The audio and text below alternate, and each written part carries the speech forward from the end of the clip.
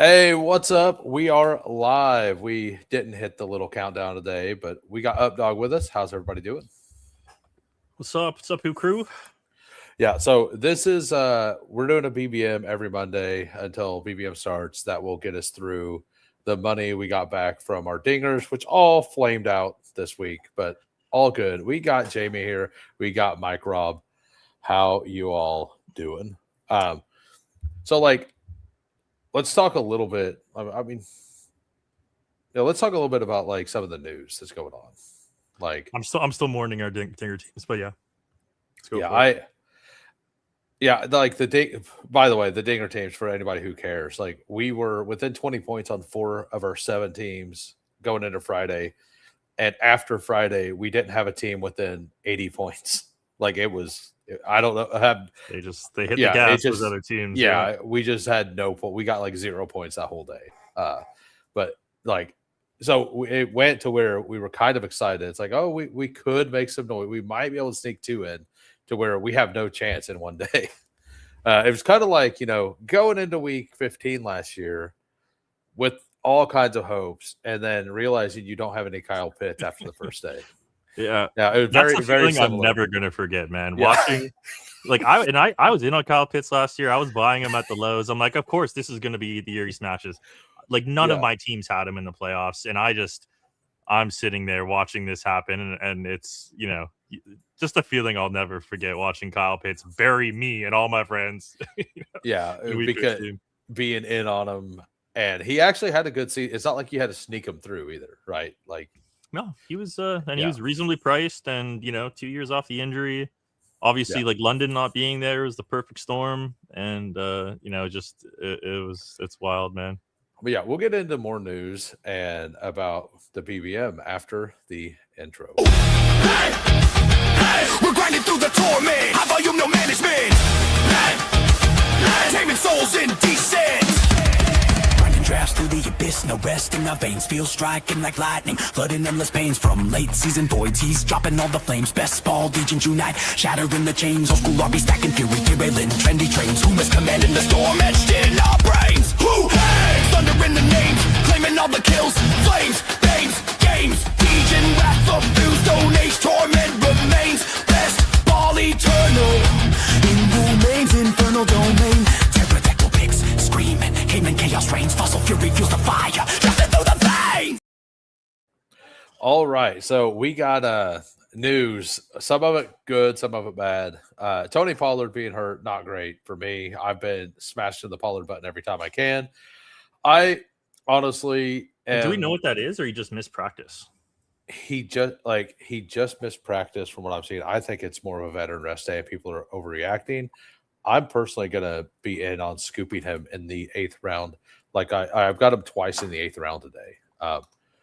I think there's like it's Brooks is gonna flip him for sure if he hasn't already. Brooks is already like way flipped him. Underdog put something out on it. It was let me just bring it up. Yeah, I was reading it a few minutes ago. Let me just do it here. Yeah, and Tajay got a bit of love in the preseason game, so I'd expect him to catch a bit of steam now as well. Yeah, it's just not spotted at Monday's practice. Is all. Okay, well, it's day to day. Like I will buy that dip. That seems like a reasonable dip to buy. Yeah. I mean, Travion at 50-50 split, like that's kind of what we want to hear based on the news we've been hearing. Trey Benson showed up, huh? The Jonah Coleman's one that I need to readjust. I need to move him up.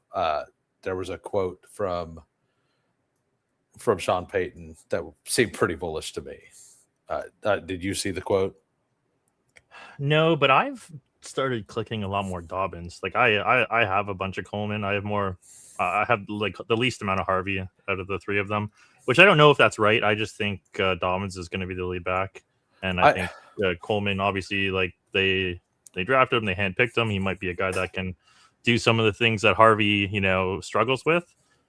But yeah, it's an interesting situation. I've been buying the Harvey fall like in the 80s some, but it's mostly because I don't I like Dobbins, but I just kind of think that if one of those guys is going to really smash ADP, it was Harvey. So I was buying some, right? I'm like 10%. And then I'm like, And he did put up a pretty good season last year, yeah, honestly. yeah, he had like, did have a lot of yards, a lot of touchdowns. yeah. So Coleman, the quote was they asked Sean Payton why the rookie only seen limited touches or something like that. And he said, well, he showed me what he done, and I've been watching it all preseason or all training camp. I don't need to see it anymore. Which sounds pretty bullish. That's like when Sean Payton's resting guys. Yeah, that's something. Did he say the word joker though? He did not say the word joker. Okay, so that's extra bullish. Not in the joker role. Yeah, let me see if I can find that exact quote real quick. Here it is. I don't need to see additional evidence of what I've been seeing for 3 weeks. Interesting. Very interesting. That's like, I definitely need to move him up. Need to stop taking Harvey. Scatabo saying that he didn't feel anything. Yeah, like saying they don't feel anything and pausing was probably the wrong move. But but it was pretty hilarious to watch. I mean, like it's Scatabo. Like he's just being Scatabo, right? Yeah, it is very messy, and I click Coleman every once in a while, and I hate it. But I think I'm going to start doing it a little more. I need to move. It's good practice when things are messy to just take the cheap one, right? Like, yeah. I mean, apparently it's not working out for Katron, but the same thing applies. When things are ambiguous and none of them are studs, there's a door open there. So I have a good bag of Coleman. Thankfully, Harvey got to be the third down back. What's up, Jamie? Dog? What was weird was last year Harvey wasn't the third down back. They were they didn't trust him on passing downs. So it's really strange. So yeah, I'm probably gonna stop taking Harvey completely then. I missed the third down back thing. I kind of always thought that he was like third down back with upside. And I've always said, like from the beginning, everybody else has been out there saying Jonah Coleman is the replacement for Harvey. I've always said that he's more of the replacement for Dobbins. Like a next year Dobbins replacement, yeah. Yeah, but he also has like enough receiving upside, like profile to be able to do the stuff Harvey does. So if Harvey isn't good, Harvey's a really bad pick. But if Harvey improves at all, he is the more explosive pick, and he did get a lot more draft capital than Coleman did. So if in the first couple of weeks Harvey actually showed something out, though, I really do think they'll go back to it because they spent a second round pick on him last year, the same coaching staff, right? So if they've kind of shown me their drafting is kind of just a bit off the wall, though, when they drafted Mims, everyone's like, oh, it's the first Sean Payton selection, right? You guys in the doghouse sucks, right? So I don't know. I'm a bit weary on the Broncos and how they go about drafting. That's why I was not really into the Harvey thing last year when he was in the 6th round or whatever, right? It seemed insane to me. I had 4%, something like that last year, but he's in the 8th. I don't know. It feels like a click that even if it's a 0, it feels fine. Yeah, it's like fine. A 0 in the 8th, you could survive. There's been 0s in the 8th that have won BBM, right? Yeah. So not that you want it, but the upside there, he could have a season similar, he could do exactly what he did last year. That'd pay off an 8th round price. Yeah, I'm in that range in most of my slows right now, and in the elim, I've started clicking Dobbins straight up over him. Yeah, I think in a limb that makes sense. Yeah, it doesn't feel great. A couple times I've gone back to Harvey, but it is interesting. I do think Harvey is one of the last running backs with a real pulse for every down or whatever for a majority of the work. And that's, I guess JCM would be the last guy or Mason, but they're all three of them are kind of in that range of these guys should be the lead backs week 1 and kind of the guy you want in half point PPR. So right. I'm just kind of starting to just take them if I'm thin at running back. I'm just Who Yeah, cares? like I just need the actual points, man. I don't really care about the ADP, so I just started kind yeah, of clicking them. in a zero RB style build, taking some shares on Harvey there. I've been pulling up JCM as well, as he pointed out, and I was stating. I forgot the name, but it was Darnell Mooney. Sam Sermon took in the 8th last year. The year before, the guy had Pacheco in like the 4th, who was dead. Yeah. Dude, it happens all the time. Yeah, all of his stuff was schemed. A bunch of it came in like a 2-game stretch as well, if I remember right. We can look into that, but I think I'm ready to jump into this BBM. How about you? Let's do it. All right, we're gonna jump into BBM, everybody, and we're gonna jump in 15 seconds. Bestball Degens, we never leave the grind. Fury, endless, breaks, relentless, fantasy, reigns, who wins, immortal. Yeah, and that's the thing. Like the Pearsall packs don't feel great, but you're not dead.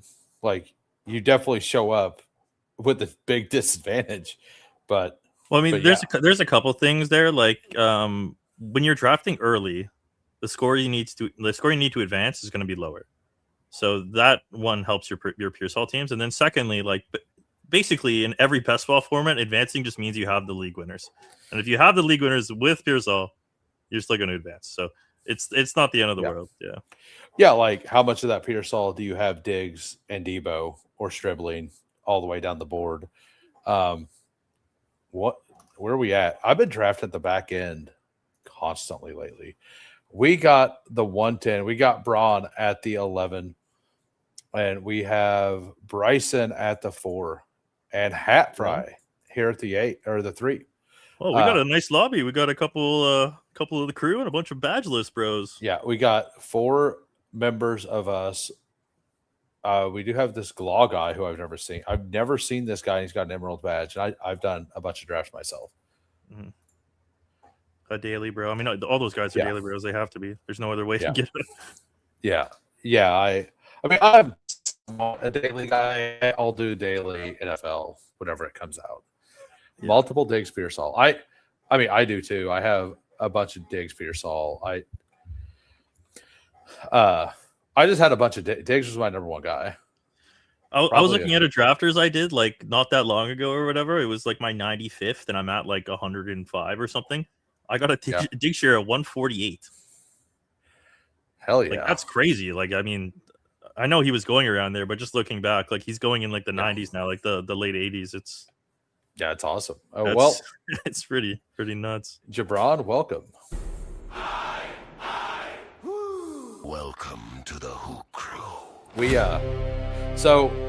are doing a member mania tonight at 7 p.m. Central Time. So if you are around at 7 p.m., like come over there.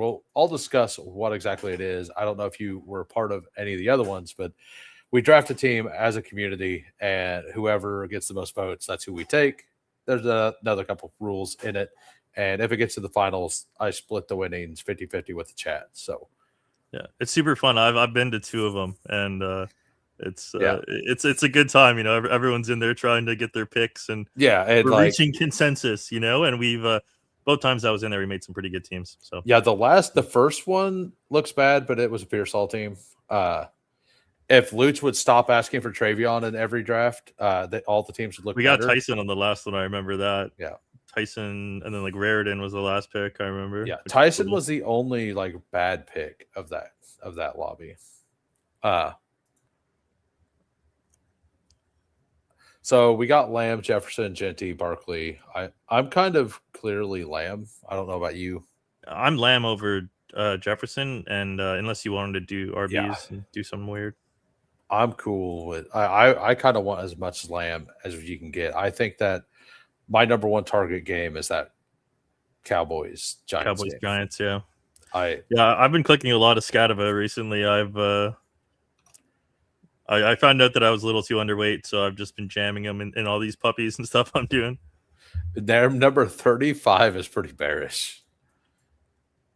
I mean, I'm super in on this. On KC, yeah. Kenneth Walker, or do you want to do Saquon?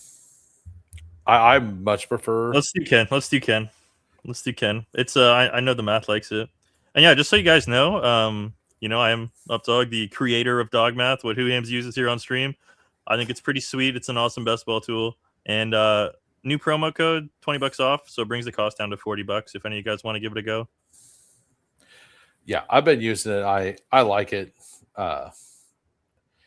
It works on all 3 sites, so that's a big plus. Yeah, so I just basically pull up Scatabo in half of my CD Lamb teams now. I mean, he goes like right there now. I know, yeah, but like I'd been doing it forever, the whole time. Yeah. So like I have several of those teams where it's got that Diggs at 140 with Lamb plus Scatabo. Yeah. In my portfolio. And your Pat Bryant stuff is certainly working out pretty good too. I have 30. I think I have 33% Pat Bryant. Like just the way you were going about it, like you're like, I'm taking Bo Nix here. Like I don't care. Like I'm taking Bo Nix and I'm setting up the back stack. Yeah. And like it's like me when I do that kind of stuff, I'll be like, I'll just hammer the guy in the last round and like that's cool. But like I'll rarely be like pre-setting it up, But like, there's not going to be very many people with that much cheap, cheap Bryant stacked. Yeah. That's a pretty good spot to be in. I mean, I made a rule there for a while. I'm like, I have to get less Pat Bryant, and the rule was if he was there in the 20th, I click him no matter what, and I still just got a bunch, and like, I'm not regretting it yet. I still think that like Franklin is a good pick. Like I think I still think he could work. Waddle does have injury history, and I think that there's going to be 3 pass catchers on the field a lot there. So did you see the tweet from Cups like this? So you think you can tout winner? No. So he was tweeting about like 3rd-year efficiency and like some guys who like could break out, and it was like this long post, but the summary of the post is basically Troy Franklin is like a sleeper this year. He's shown like good production, good efficiency, and nobody's taking him. It was an interesting thread on Twitter. Well, yeah. So something I was doing for a while is I was taking Pat Bryant plus Troy Franklin on Bo Nix teams. So like, I'm kind of one of these 2. We could do the stack here with Javonte. We could do Josh Allen. Like, I don't love the Josh Allen pick, but we could do it. I'm fine just pulling up Waddle if you want to do Waddle let's plus do Scatabo. Let's do Javonte. Let's do Javonte into Scat. Nice. I know for a fact I have Lamb, Javonte, Scatabo. I don't know if I have it with Walker, but even if I do, I don't care. Like the rest of the team's going to be different, like especially now in this window. By the way, I've moved Caleb Douglas all the way to 160. I moved him all the way up. I've moved. I'm just going to buy Bell. I think that's what I'm going to do. I'm just double stacking it. I'm just taking Malik Willis and like at 130, waiting around, taking Douglas, and then in the last round taking Bell. That's just what I've been doing, and I'm fine with it. Big H, 2 little O's. Football is close. Dude, just watching your intro there, like, I got shivers. I'm like, yo, like, it's happening. Like, we're going to be watching this shit soon. Like, that Olave, like, one-handed grab. I'm like, yo. I'm ready. I'm ready for this. Yeah, every player on that intro are players that I'm in on this year, except for Achan, who I'm now back in on. Yeah, Chris Bell did get out. And like, I wish I had had an opinion on these guys' tapes, but like, I don't. But I certainly get, like, a lot of people like spoke really highly of Bell, and nobody thought he was going to be ready till midseason, and not everybody agrees with this, but I thought if Bell was like actually able to play, he would have been for sure in the Boston Concepcion Cooper tier. For the first round, yeah, that's like what in the I heard as back well. end of the first round. So like, and I kind of liked him more than all of them other than Cooper, but we're seeing how that's playing out right now. Like and by the way, like speaking on the Cooper stuff, if I could just buy more of them at 180, I think I'm just going to buy more of them at 180. Like we're now getting to that contention upside to where all we need him to do is beat out Isaiah Williams near the end of the season. Like we are in. Well, I don't even think it's an end of the season. I don't even know who this guy is. I say actually, you know what's funny is he was the Jets team MVP last year. Okay. Did he exist last year? Did he? Yeah. Did he no, he was literally their team MVP. Isaiah Williams was. He was like a special teamer. He got more yards than you think he did, but nobody cared about the Jets. So that is a thing. Nobody noticed. Nobody noticed. I mean, I've been playing it. Oh, sorry. Yeah, we're almost up. Yeah. Okay. Yeah, we're kind of close. But like he's at that range that where when Aaron Glenn gets fired, the owner is going to be like, "Hey, play the young guys." And Omar Cooper's one of those young guys who's going to get played. Like, so you just build out and make sure. I've been building out Cooper as he wasn't going to play at the beginning of the season anyway, and taking like the Keenan Allens and stuff late in the draft anyway. So I've kind of already built that way. Now you can just build that with guys ahead of him instead of behind him. So, I mean we've already seen this story with Garrett Wilson. He was going, deep into drafts, and he got cheaper. Like right before the contest launched that year, like he was at the cheapest he'd ever been. Like I think he stayed in like the 13th most of the draft season, and he ended up at like 18th. All right, we're on the clock. We have Tate. It's just Rome. It's just Rome. I think so too. Rome is such a good pick. Dude, this area of the draft now is brutal. Once you get through, like Warren's also a guy I've just been hammering here. I'm fine with that. I think Tyler Warren is the play in that. Like on that team right now. I kind of don't mind Brian Thomas either. But I mean, I hammer Tate all the time as well. So we can do Warren. I think I like that. I need a little more. These Warren. are like my lifeboat, like my life raft in this range. It's like Odunze, Warren, like I love Christian Watson if he's there. Yeah. A happy poop from Microb. Thank you. So these, they really are. Dude, I need to get me some peptides. I still don't even know what they are. Like this is a word that I didn't know existed a year ago. You know? Yeah, and like it's almost like, and everyone's doing them. Yeah, everybody's like, "Yo, no, they're great." Bell would be a Buffalo Bill if he's healthy. Maybe the Bills.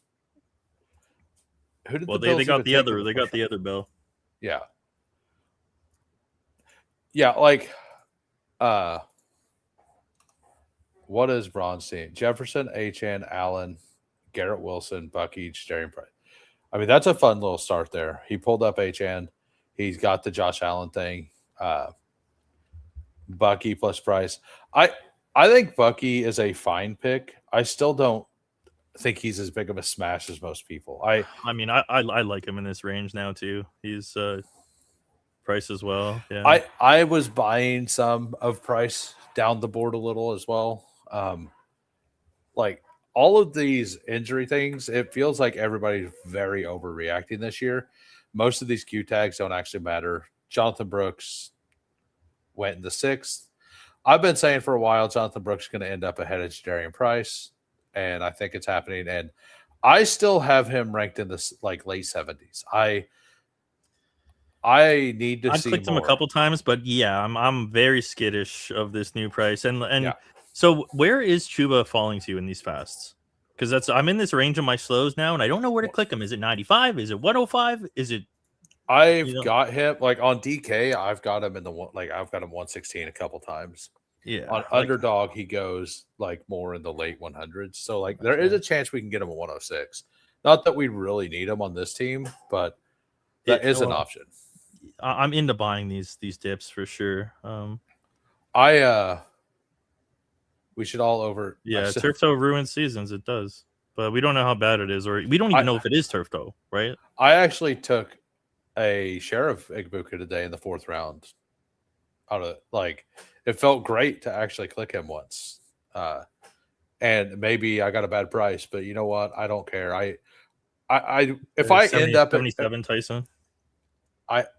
Okay, that guy's not reading news apparently. I mean, I don't mind taking him there in these playoff contests. Yeah. I've been doing it a lot when I have like Bijan or I have London. You know, I'm like I don't care about the cheap price. So- I just want the bring back. Lad is on the inside of us over here, so if he doesn't take Herbert and QJ is still on the board, I'm cool taking QJ. Okay, QJ did go. Okay, no I'm Tony P. The math's all pretty gross there. I think we have to go receiver. On the board, it looks interesting with 2 bringbacks. I mean, I like Reed. I like Godwin. Godwin feels better and better right now. Yeah. I'm definitely into Godwin right now. Let's do that. Like, if it is turf toe, and this is what happens, like Godwin's just wide receiver 1, right? Okay, get the board out of here. We got to figure out our next pick. This is a big one here.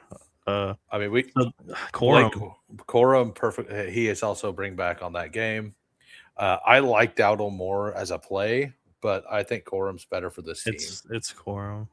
I wouldn't even mind just the naked Herbert, so never mind. Yeah, we get the 15-17 correlation. The math likes it. I'm just hella bullish on Corum. Me too. Hold on. Yeah. I was making sure I had the right name there. I like doing these like robust starts, you know, like I mean, I know it's all the rage these days, but it's confirmed turf toe. Okay, I did not know that. I knew it was being speculated, but I know that they said like the last quote on when he would return was really bearish. It was like at some point, maybe late in the season. Yeah. But that was from like Todd Bowles or whatever, right? And like we know he's just saying things. So yeah, that's kind of annoying. I've clicked Ibuka like an awful lot down the stretch here. I've clicked. I think I've got like 2 or 3% on every contest. Like I've been pretty out on them. I've been out of it. Okay, yeah, all right. That's what I thought. I thought it was Twitter doc confirmed, but not team confirmed. Confirmed by these Twitter docs. Yeah, It probably is. I mean, we don't have like usually it's pretty easy to tell if you have footage, right? Because they're like toe tapping or slamming their toe into like foot into the ground or something, right? But I think it was on that. There was a catch that they. Oh, it wasn't. It was in the game. I thought it was in practice. No, it was. It was in practice. Like I'm just saying that they showed the catch and his feet.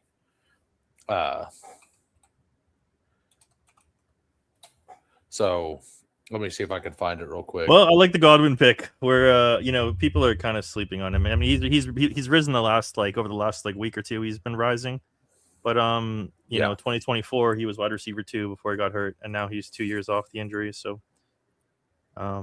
with Mike Evans out of town, Baker healthy, O-lines like people are saying they have like a top 5 O-line.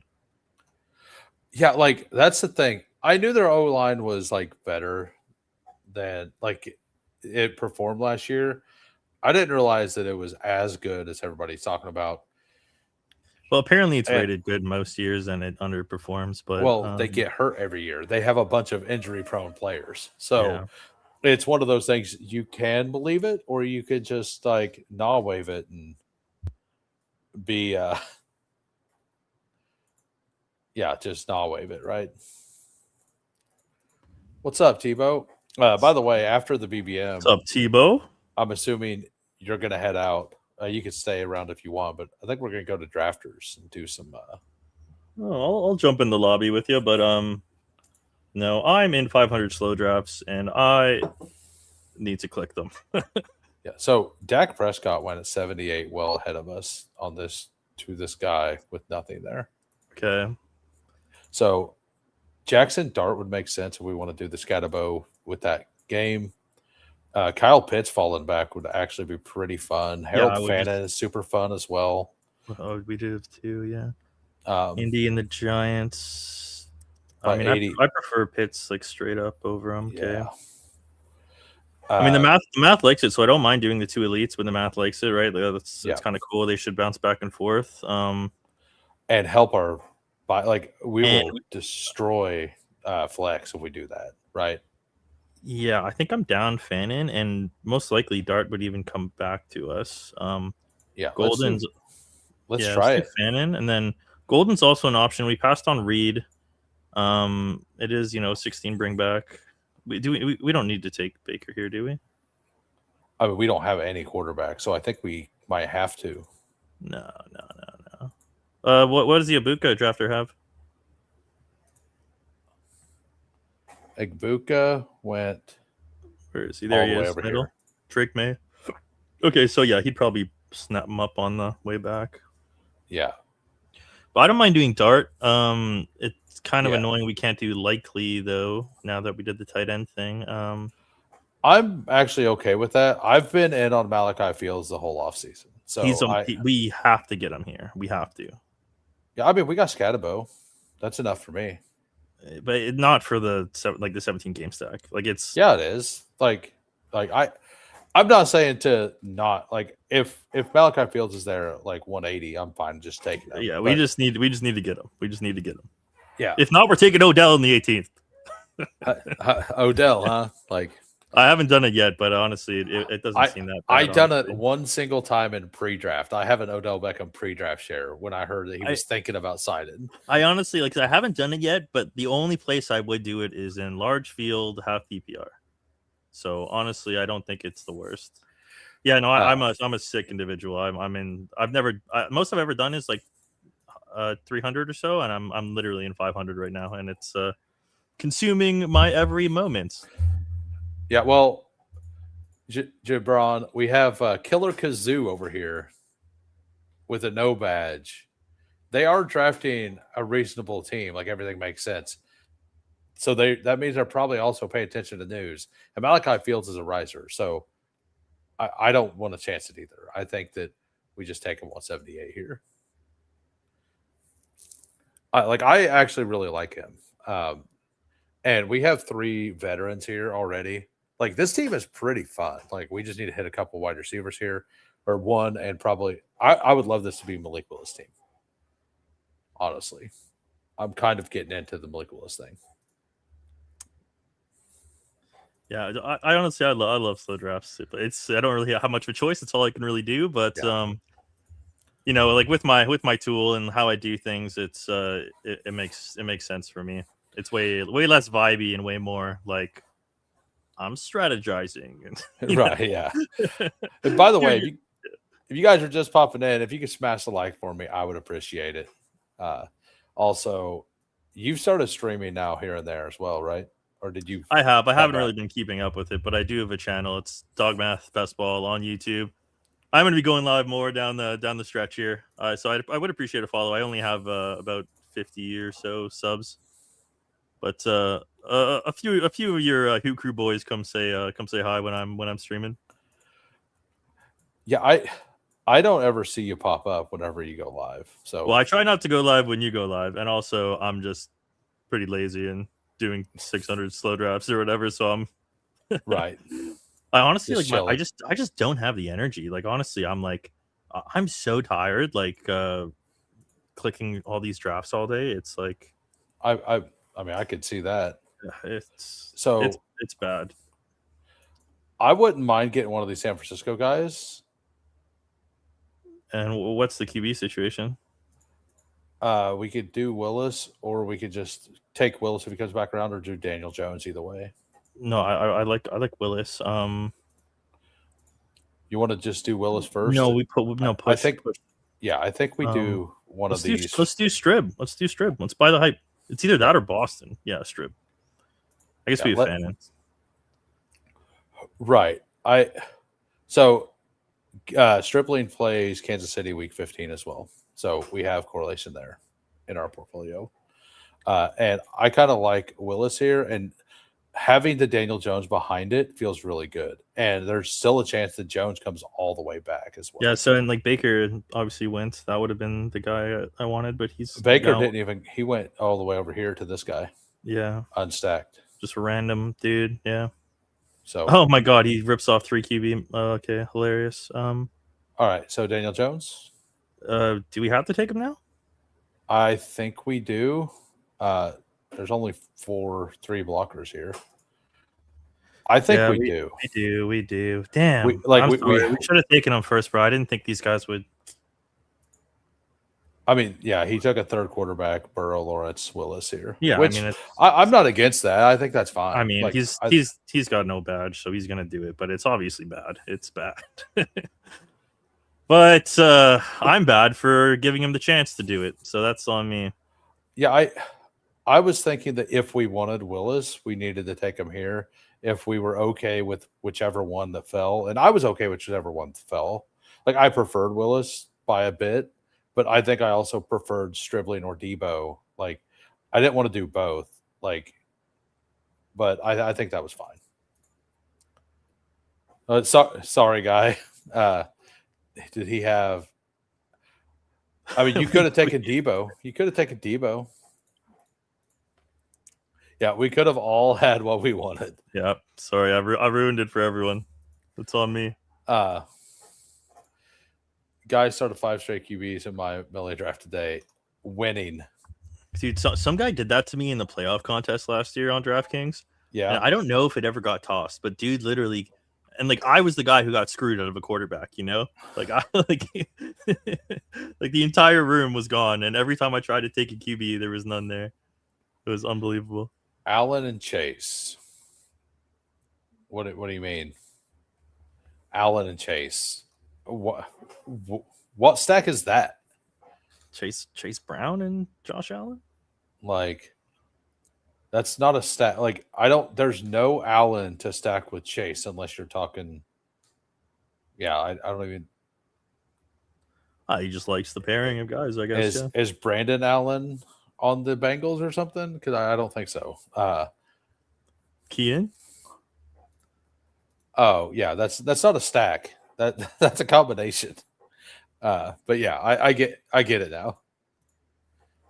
Yeah, Kyle Allen and Chase Claypool, number ones, baby.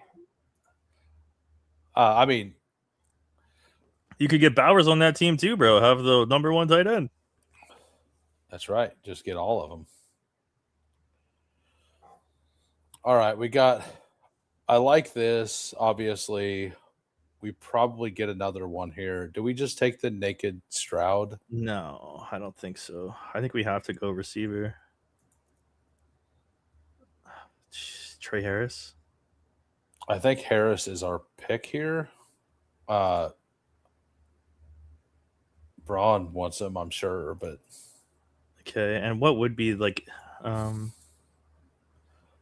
Yeah, I'm fine just doing Hunter too. No, I'm not fine. I'm not fine with that. You're not gonna make me draft Travis Hunter, who Hames. I actually almost did it in a drafters main today because he fell to like the 18th round. Somebody saved me. He goes to like 180 now and drafters. Yeah. Okay, so I mean, we can. So the one thing I love doing a KC piece, Chargers piece, and a Niners piece because yeah, because you get that 3-way correlation throughout the playoffs. All right, so I mean, I think we probably should do one of these two guys. Stroud has no way, big. Bro. There's no way. I mean, Stroud is the backstack options. I love Stroud here. Okay, whatever. Let's just do Young. I think. You want to just just queue him up, and then is there a receiver that's screaming at us? I mean, Jennings. No, let's just. What about Tajay? Oh, sure. I mean, I was probably good with 4, to be honest, but I think I was good. I think I was good with it, but like it doesn't hurt to take him, right? Yeah, I mean, I don't think he should be going at cost right now. So the fact that he's even there, yeah. Yeah. So we might be stuck with 2 QBs here because I think we're gonna need a bunch of receivers down the stretch here. I think we need 3 more. Well, we have 4 picks, so. I mean, I think we're good with 8. Yeah, we just get a quarterback and 3 receivers. We're good. Okay. Like I think we're in a really good spot. I think the Spears pick was our luxury pick. And I think that he should be going about 7, 8 picks ahead of this right now. Yeah, So- Coleman's up next to Tank. Lloyd's up there too now. Yeah. So like I think taking him there is kind of a value, and I do really like Emmett Johnson, but I don't want Emmett Johnson on like hardly any of my Kenneth Walker teams either. So I think we boxed ourselves out of that anyways. Yeah. But yeah, so I mean, the only QB option we have left is what, Rodgers and Brissett. I mean, we could just do like the naked Tua. Like we could pick a Browns guy. We got Fannin. We got the week 17 bring back thing too. Like that was always in the back of my mind. I'm okay with round 18 Shadur. Yeah. We could do Shadur or the other one, Watson. Like I highly doubt it's Watson in week 17. So he who might Taylon Green, is this the Taylon Green team? I don't know, man. I'm kidding. I have some of them in Superflex. I know that. Okay, yeah, let's figure out who we're doing here. All right, so I think we just take Fields for sure. No. I mean, Aaron Rodgers is still on the board. No, but we need the receivers. I'd rather just punt it. So I honestly, what about Cyrus? I haven't taken him yet, and it's nice getting the little KC thing. Yeah, the team stack. Yeah. I refuse to take Tesla as well, pretty much. I have so much Tesla. I do not need more. All right. Great. Well, I don't really want to do Omar, but we could. Rodgers is there, Gino. Okay, go back to QBs. We could go Omar and Gino. Okay, I'm down actually. I honestly wouldn't even mind. Shit! The Braun here has Garrett. Maybe he goes. No, three QBs. 3 QB. Oh, he's got 3. All right, good. What? 190. Okay. Like I think that they're like we either take. Okay, so Fields goes. I told you we had to take him there. I told you, man. He's steaming. He's steaming. Whatever. Gino's our week 17 QB now. I mean, it's Dart with Scatabo, man. Like I know they're just, if you're playing like that game to pop off, you'd like that means Dallas is like putting up points with CD, and Dart should be throwing to someone in a shootout. It shouldn't, they can't really both. I don't know. It's I just like having receivers in the game stack. That's all it is. It's 2 touchdown passes to Scatabo. I mean, that's not like unreasonable in my eyes. It's a little unreasonable, but we can play for it. I mean, we're trying to turn 25 into 2 million, man. Like, yeah, that's our path. Yeah, that's the path. Yeah. And AMC, just general best ball theory. We're not just picking the best players, bro. Like that's not how this works. We're trying to set up ceiling outcomes in individual weeks down the stretch, and for that to happen, you got to stack things up. Yeah, every draft I've done today, Malachi Fields went in the 200s. Yeah, Killer. I don't know. Killer's got our number here, Mr. Kazoo. I've taken Malachi Fields at 170 already. Like he's the clear 2, and if you have Dart, I think you just do it. I think you just eat the bullet, and if you want the number 2 receiver on the Giants, you just take him. Okay. Like if you look at the board and you look at every wide receiver 2 in the entire league other than the Dolphins, where do they go? At least 20 picks ahead. And it's like, and it's almost a guarantee. Past round 14, it does not matter. ADP is a construct. Like it literally, there's no stickiness. 15 of them today. We got 3 QBs. We'll get there. I don't think Aaron Rodgers is going to be some advanced rate stud. Right. But if Jeremy comes back, I'll be pissed. So I was going to say even Sadiq would be cool, but he's gone. So we need 2 receivers down the stretch here. I mean, Keenan probably didn't sign with the Bengals. I don't want Keenan's retiring, bro. Yeah. There's always this.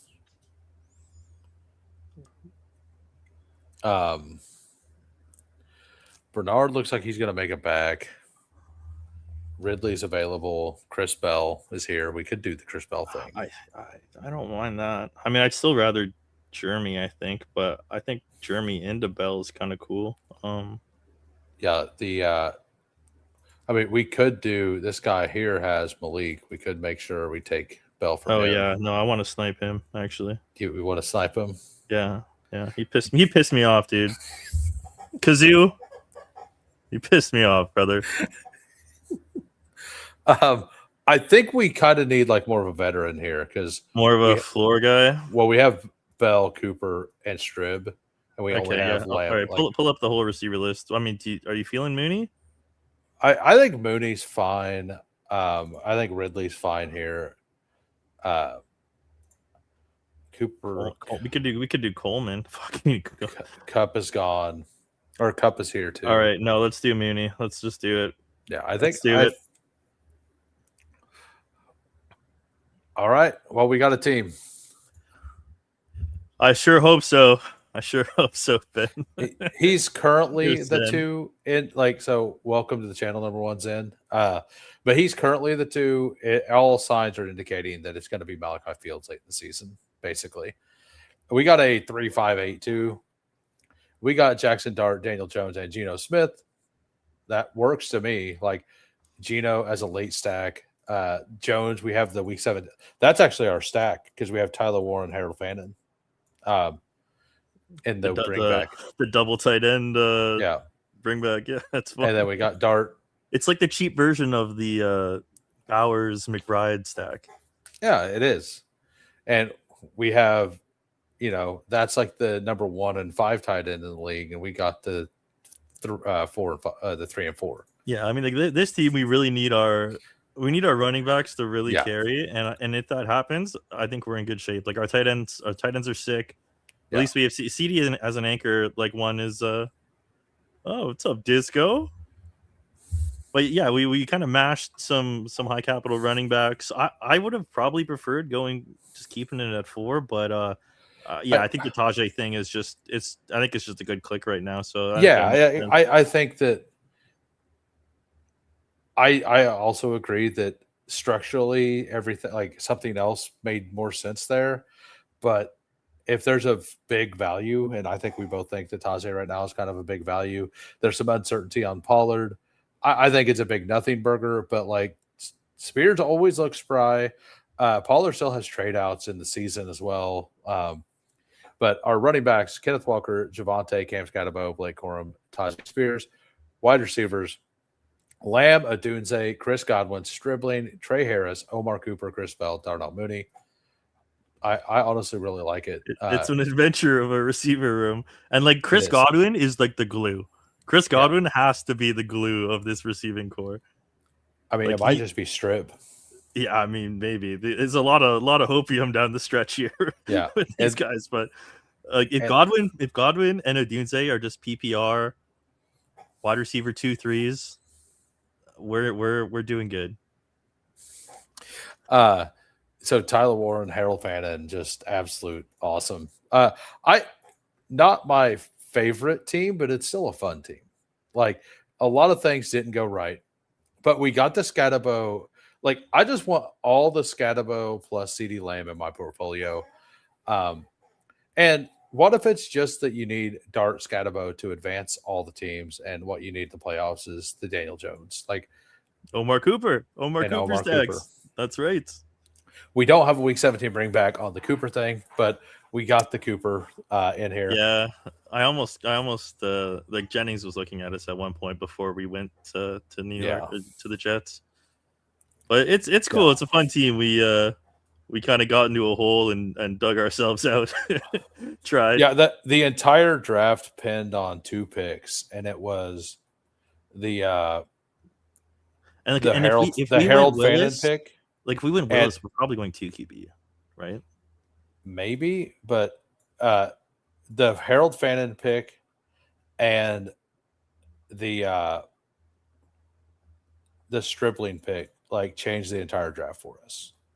Because if we would have went Willis here or took a wide receiver here, like everything would have been just so much different, right? Looks different.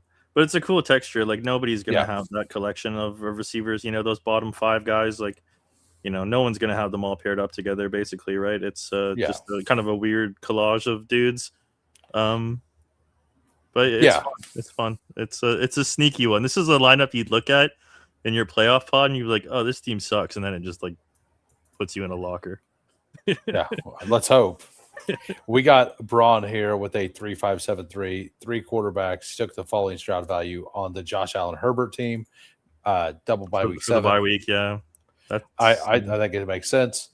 He's probably planning on just slapping on a Tua or something, and Stroud fell. That's what you want to do. Like if you're like, well, either you just don't take a third, or you just take a falling value. Yeah.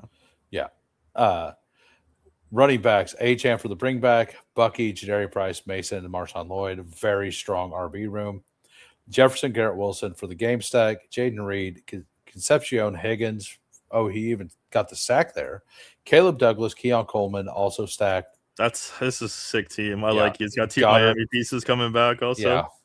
Yeah. He's got Freiermuth. Like, I think that Goddard's this is an awesome team. Yeah, and like I say, I think you should probably not take a third, but on that team, honestly, like you're good everywhere, so I don't even think it hurts you. Yeah, I think it's totally fine. I knew you were going to take Trey Harris, and I asked Updog if he wanted to snipe you or not, and he's like, "I love sniping Jabron." Yeah, dude, it caught me on a bad day. That's the exact words that came out of his mouth. I heard it. He's like, fuck that guy. I woke up angry this morning. I apologize. Yeah. Yeah. But I believe that is it for the members. Hat Fry might be one. If you are, go ahead and say something in the chat, Hat Fry. But we are going to move over to drafters. I'm going to change this to subscribers only mode, and we're going to do a drafters main ticket giveaway. Let me set this up real quick though. I got to do a couple things. So go ahead and tell people about Dog Math for a second. Sure thing, guys. Dog Math is the world's first best ball solver. It calculates floor and ceiling through a 17-week strength of schedule projection. The solver is totally free on the website. If you just make an account, dogmathbestball.com, you can play around with the solver, get to know it, like understand it. It's pretty cool. It can show you, what players to pair up with what players to achieve your goals. And the solver itself works in real time, scans your roster, all 3 major sites, and gives you a bunch of information that you can't get anywhere else. And if you use promo code HOOT20, you get $20 off. So it only costs you $40 for the rest of the year. All right, so we are going to do a drafters main event here. It is +4. I'm going to go ahead and join. Yeah, I mean, I'll just stay on and rip one with you. I'll join it as well. Okay, one more. Good. And then we will do a giveaway at, we'll say round 19. I'll just make it up this time. We got the 107. We got TG here at the 8. Updog at the 5. I believe that's it. First of all, I got to do my live on YouTube. Shameless plug. Every time I enter and I'm on stream, I will type that and I will say it out loud because I think it's hilarious. I don't know if anybody else says. I think it's hilarious. But #who to enter the giveaway. We will be giving away a drafters main event ticket today. So welcome everybody. And we'll probably be doing another draft over here on drafters after this. If we can get a survival to fill, we'll definitely be doing that. And if you want to do some volume in the survival streets, please join the slow draft because I'm in the next 90 of them. So I need them full. So go click on a slow draft in the drafters survival, please. Yeah, your team was pretty nice. I don't mind taking Josh Allen around that area. Yeah, so if you don't have a drafters account, you can always use promo code WHO, capital H, 2 little O's for 100% deposit match bonus. 100% deposit match for up to $100. You put in 100, you get 200 to play with. I did a strategy breakdown video on that. Members only, Big Draft Energy. If you want to go watch it, it's the best contest on any site right now, in my humble opinion. It's super fun. I fully agree. I fully agree. So, yeah, if you want to know like strategy, the strategy I'm going to employ at least for that contest, watch that members only stream. And we have a members only stream tonight as well at 7 p.m. We're going to do what I call Member Mania. And what that is we're going to have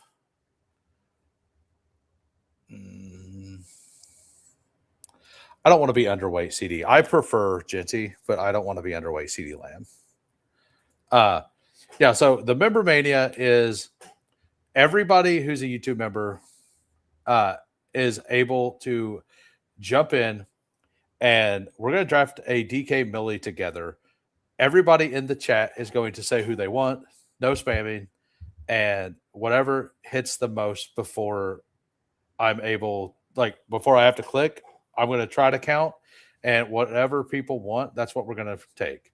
And we're going to build a team. If that team gets to the finals, I'm going to split 50% of the profit with the chat. So we can figure out all of that. We'll have a little like hashtag as well to join the like a fake giveaway, but that giveaway is just there to signify who all was there present and is eligible for the prize. So it's been a lot of fun. We've done 3 of them. Everybody involved has had a really good time. It's super cool. I've never done anything quite like that. It's it is a lot of fun. So if you guys are around tonight, I'll be there. It'll be fun. Yeah, and you are a member. Double entendre comment there. Has anybody ever live stream an entire slow draft? That's an idea. A 3-week session. Yes. Just straight. Yeah. They have. Peter Overzet does the fastest slow draft every year. I think he only did it once. Did he do it multiple times? I think they do it every year. Ask Microb.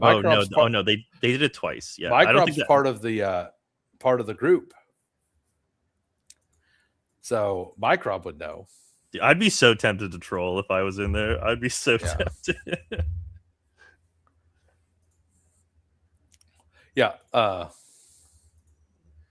I did not. That's not exactly what I said. That is not what I said. No, you said I am a member, right?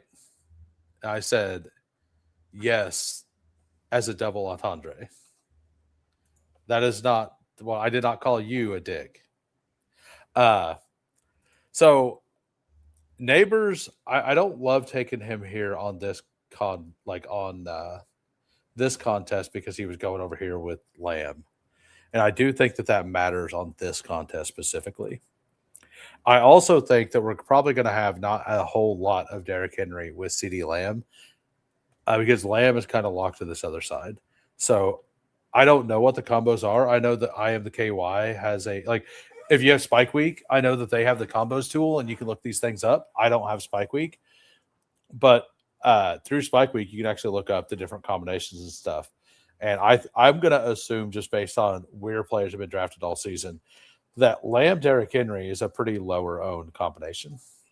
I don't know if I'd go that far. I would say it's probably reasonably common, but yeah, it's a little sneaky hack for drafters. If you do have Spike Week, they have, I don't know how they do it, but they have the entire every team drafted, and you can see the literal combos, and it's super important you have to beat the whole field game to make unique combos. And last year I kind of leaned into it too much, at least I think, because I just didn't do well last year, and I was trying to seek out all these unique combos on drafters. So this year I'm just kind of flying with my gut and using my tool. But there's definitely a theoretical edge, and I have no idea how they get this data, but they do somehow. They have a deal with drafters, I think. They must have their back end. Well, you can actually scrape the drafts done. Yeah, you can. But yeah. So we also have last year's champion, Dan Dosen. Is he? Right here. Yep. Wow. Right here. Mr. 500K himself? Right in between us. Well, the 1-2-3 finish for us then. That's right. How about that? I've also, now the McBride, you can get him like in the 30s pretty okay. I'm okay clicking him here and there. He's not getting by me. Not a chance. I know. Do I want Lad or Zay here? I do prefer Zay, but I keep getting this feeling, and I'm underweight Lad. I don't want to be underweight Lad. And Lad, his ability to just completely spike this season feels undervalued. Like everybody, McDaniel likes to have like clear target guys, and I know there's a lot of hype around all the other players. The one guy they're not hyping is Lad, but then you just keep seeing clips of Lad just dominating. Receiver, yeah. He's just their best guy. And I've said this kind of for a while. I think that they're like just hype men. Like, and the guys who don't need hype because they're awesome already, who don't need the confidence, like maybe they're not talking about him a lot. And I do think that like the quietness on the Lad front and then seeing the videos over and over again, like, and nobody's like, hey, he's not doing well at camp. I haven't heard a peep of Lad McConkey hype. You know, it's nowhere. It's not happening. But there's no he's not doing well stuff either. Yeah, I mean, I love like the dude. He's people would love to be bearish on Lad, like to hate on him. Like it feels like after last year, ruining fantasy teams. It's like just always going to happen after you have a bad year. But we're not hearing. We're not hearing that. And the fact that it's crickets feels weird. And in situations where it feels weird, like I think I want to be in. You know. Yeah. Yeah, I that's kind of where I'm at. I think I prefer Zay still, but I don't want to be underweight Lad. And I'm actually, this is the only side I'm underweight Lad on. But by the way, like I'm not, I think it's just this contest as well. I've been kind of like, I think I've been locked to the front of the draft actually, which isn't bad either. Yeah. By the way, Big Draft Energy, have you heard any specific news on Igbuka injury? Because I guess doctors are speculating turf toe. Yeah, that seems to be the consensus, but nothing official that I've seen. I know that Big Draft Energy will be on top of this because he's got absolute bags of Igbuka. So I'll ask the guy with the bags for an answer. Yeah, Moore's up quite a bit, mid-40s. I know the math doesn't like Breece Hall, but if Breece Hall makes it to 42. Just push him to me. Push him to me, dude. You don't need him. You have Derrick Henry. You think Dan Dawson's going to let you? Yeah. What my double week 13? Dan doesn't want to win 2 years in a row. Yeah. He's giving it back to the community this year. Hey, buddy. Hey, guy. Pass me Breece Hall. Hey, buddy. Take. Yeah, that's the thing. I do think that I actually don't necessarily think that like Zay doesn't have the ceiling. And I'm like 50-50 on Scatabo versus Travis as well. I think they're very close. I have quite a bit of ETN. I'm going to keep pounding that drum. Yeah. And like here, my portfolio as a whole has a whole lot of Lamb with Scatabo. So passing on it here like feels good. Because in the playoff stuff, I'm way more likely to just take Scat because I just think that's a game you may want. And I think those are the two pieces you will want out of that. So I'm kind of hammering that intentionally. Yeah, like like it just feels kind of weird. The consensus is turf toe. I think they're being careful with it. Just and Todd Bowles is never going to give you more than he has to. Like he's just not. Yeah, I saw Dr. Jesse Moore's tweet today, and he was like, he listed off every injured guy, and he's like, oh, none of these guys are being like priced as if they're hurt. And he literally listed off every guy with an injury. I'm like, bro, they're definitely being priced like they're hurt. Like, Yeah. C-Mac is not going at 106 if he's hurt. He's like the 101, whatever. Like if we weren't scared about injury, they got, like things like that.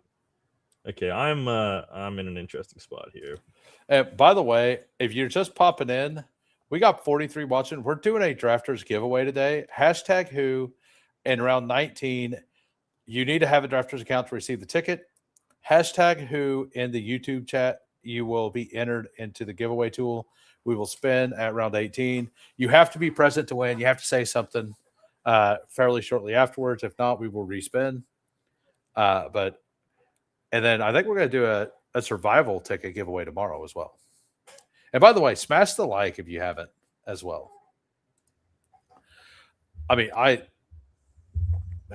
love QB1 Judkins. I didn't have any of them with these players, like literally zero. So just diversifying here. But I honestly wanted to go a fifth receiver, but all right. I only have 2% Devontae Adams, which feels wrong. And math doesn't like it, but we also don't have our third wide receiver yet. So I think I'm fine just taking it. It's not really a fall. It is enough of a fall. He goes to the turn like every time. Well, his ADP is 53.8 now, which is literally right here. Yeah, but it's been trending back. Like he was like a lock at the 4-5 turn for most of the summer, right? Same with Evans. Yeah. And he probably like Adams falls a bit, but not all the time. And I think it's reasonably likely for him to not regress in touchdowns. Like his catchable target rate in the red zone was actually not very good, believe it or not, last year. And we got to address the super chat in the room. Before we address super chat, we got to do this. If she got that end zone, I'm diving in deep smoothly. All right. We got a 10-team half PPR quarterback, Dart, running backs, Genty handcuffed, Monty handcuffed, wide receivers, Amon-Ra, Neighbors, tight end, Warren, flex, Burden, or Watson. Then the Rams, Gainwell, Keaton, Mitchell, Golden, Michael Wilson, handcuffs. Thoughts? I mean, I think you're winning the league. It sounds probably. A lot of 10-team leagues look really good. Look strong. I mean, I guess RB2 is maybe a little weak, but like it's still totally fine. And you have a bunch of backup options that could smash too. You have defense 1 or 2 and kicker 1 or 2, right? Yeah, and then like what Dart obviously has like a big ceiling, but he could also flame out. So maybe your QB2 could use a bit of work. But that's a stacked team, bro. And Watson's like my flag plant this year. I'm jamming Christian Watson, so he's a good guy to have for your flex. I mean, there is a player here that I would love to have, and another player who I would take. And Jadarian Price is the player. He's going to start rising again. He was back practice today. I don't love the price on him, but I do think he's like, I think he's clearly like, Vegas thinks that the Seahawks are going to score some points this year. They have Sam Darnold over under is like 25 touchdowns, 27 touchdowns or something, like reasonably high, which I was surprised to see. I thought because Tyler Shuck is at 20.5 and Sam Darnold was like 27.5 or something. Yeah, it's just because Shuck didn't like throw for any last year. He like ran a bunch in, but like all the other players are lower as well. Like if you just go to draft, like I'm going to go to the Pick'em lobby real quick. So like Lamar Jackson 25, Allen 25, Bryce Young Well, that one makes sense. Caleb Williams, 32 for Burrows. Huge. Burrow. Yeah. That's massive. Dak Prescott, 27. 24 here. Yeah, what's Goff? Goff, 29. But then you go down to 25 for Love. I like that. we go all the Stafford, way 30. down to Darnold. Oh, it's down now. It was a lot higher a couple days ago. 27 and a half for Purdy. Yeah. So and maybe that was on Prize Picks because they give me a boost, like they give a boost every week over on Prize Picks. So I usually do that as well. For those of you just popping in, #who to enter the giveaway. We are giving away a Drafters Main Event ticket. If you don't have a Drafters account, use promo code WHO, capital H, 2 little O's, and they will give you a 100% deposit match for up to $100 on your first deposit. That's nice Jalen Hurts value there by Savory. Yeah, I was gonna take him unstacked, but he figured. had Smith. But I think Renan guy out for multiple weeks, huh? Hyperextended. Yikes. Swift. That's really not good. I saw somebody dragged up Swift in this draft. Workman. I have like 12% Swift across everything. That feels reasonably good. You gotta make me just sit here and look at I'm just gonna take Justin Herbert. We're just not gonna play around. We're just gonna get our stack. We got the lad thing. We're gonna take Herbert. We're gonna come back around and we're gonna take Dak Prescott. Nobody's gonna screw me because y'all love me. We're gonna have a Herbert Dak team. We're just gonna cook. We're gonna win the whole thing, and you guys are all gonna congratulate me at the end. That's how this is gonna work. We don't want no snipers out here. No sniping. You already have a QB. It's okay. I know. I know. You can get sniped. Yeah, Brees is mine near the groin. Yeah, that's why annoying, man. That's why I was really hoping that he fell. I was really hoping. Mark is in the chat. He said, "Yeah, he's sharp." So he was shocked he got him there. I'm like, bro, you should have let us have him. I wanted him mid-4th. Yeah, on DraftKings before the injury, bro. I like in a bunch of my slows. I have 4th round Brees. Like I even did some 4 running back starts, which I think is terrible. Like I did it a couple times because I had like Cook, Chase, Love, Brees Hall. I'm like, I have to do it. I have a there goes Dak. I have a CeeDee Lamb, Genty, and I think it was Ladd into Brees start over on DK, and that feels pretty good. Yeah, it's crazy to me he falls on that site. That's where I want him. I mean, I will just continue to buy. Like I know I got 27% Pollard. I know everybody's worried about him. I don't know. This is kind of a fall though. I don't think this team can really afford it though. I think I do need the wide receiver. And I don't love Sutton this year, but like he's the only one not hurt in this range. You know? It's a gross range, and Diggs has come up now. Diggs is so high now compared to all the prices that we got before. I have to go JMO. Fuck. It could just be that I just take a tight end here too. I could just take Kyle Pitts. I think Kyle Pitts is a pretty good pick. So I think I'm just going to do the Pitts thing maybe. Addison, Diggs, Pittman. I like a lot of the. You know what? I'm just going to do Addison. We're just going to take Addison here. I think it's fine. I kind of like the tight ends in the 120, 138 range. Locking this up, getting another quarterback sometime, getting myself an opportunity to get Kyler here at 114 with Herbert and being done. That feels pretty solid as well. I boxed myself into a corner here. I really should take running back, but I set up the Detroit double stack, and homie in the one spot has Williams, so I have to just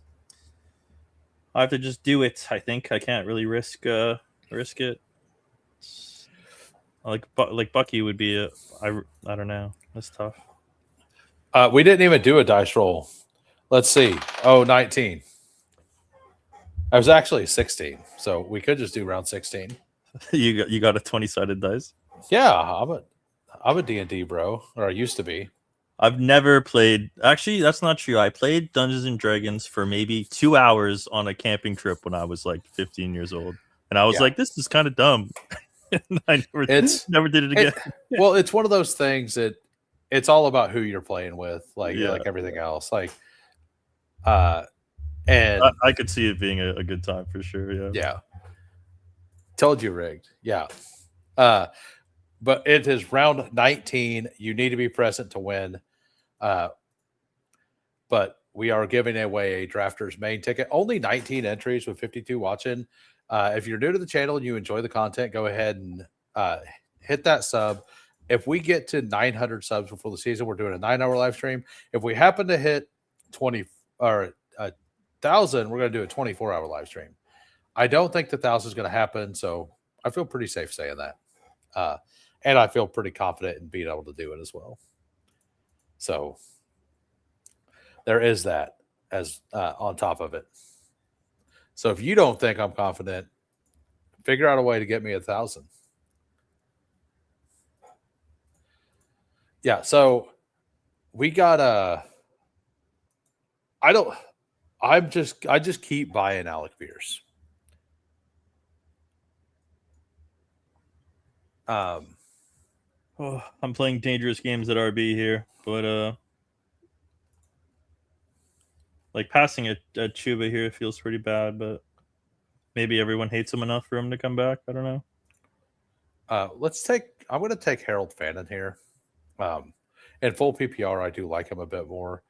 I don't mind Kincaid. I know Dando did that because he probably assumes he doesn't come back, and he's got Josh Allen, so it makes sense. I don't know that I could ever take Kincaid over Fannin though. Like when dailies come out, I'm sure I will be. But I mean, I can. I think Fannin, he's got a lot of risk just because like last year he was basically the only guy with a pulse, and this year Boston and Conception are gonna just take a lot of that work. And their QBs suck. So I do think he's got like pretty high bust risk. Yeah. So subscribers only mode, by the way, AMC, it only gates chat. It doesn't gate people watching. So people can't comment is all if it's in subscriber only mode. Members only mode restricts the video completely. So gatekeeping the free ticket giveaway.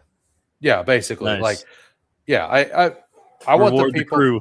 Yeah, reward the Who crew, right? Like that's what we're doing. Like, and I'm sure people will join and then leave and then join and leave to do it, but it's whatever. Like it is something.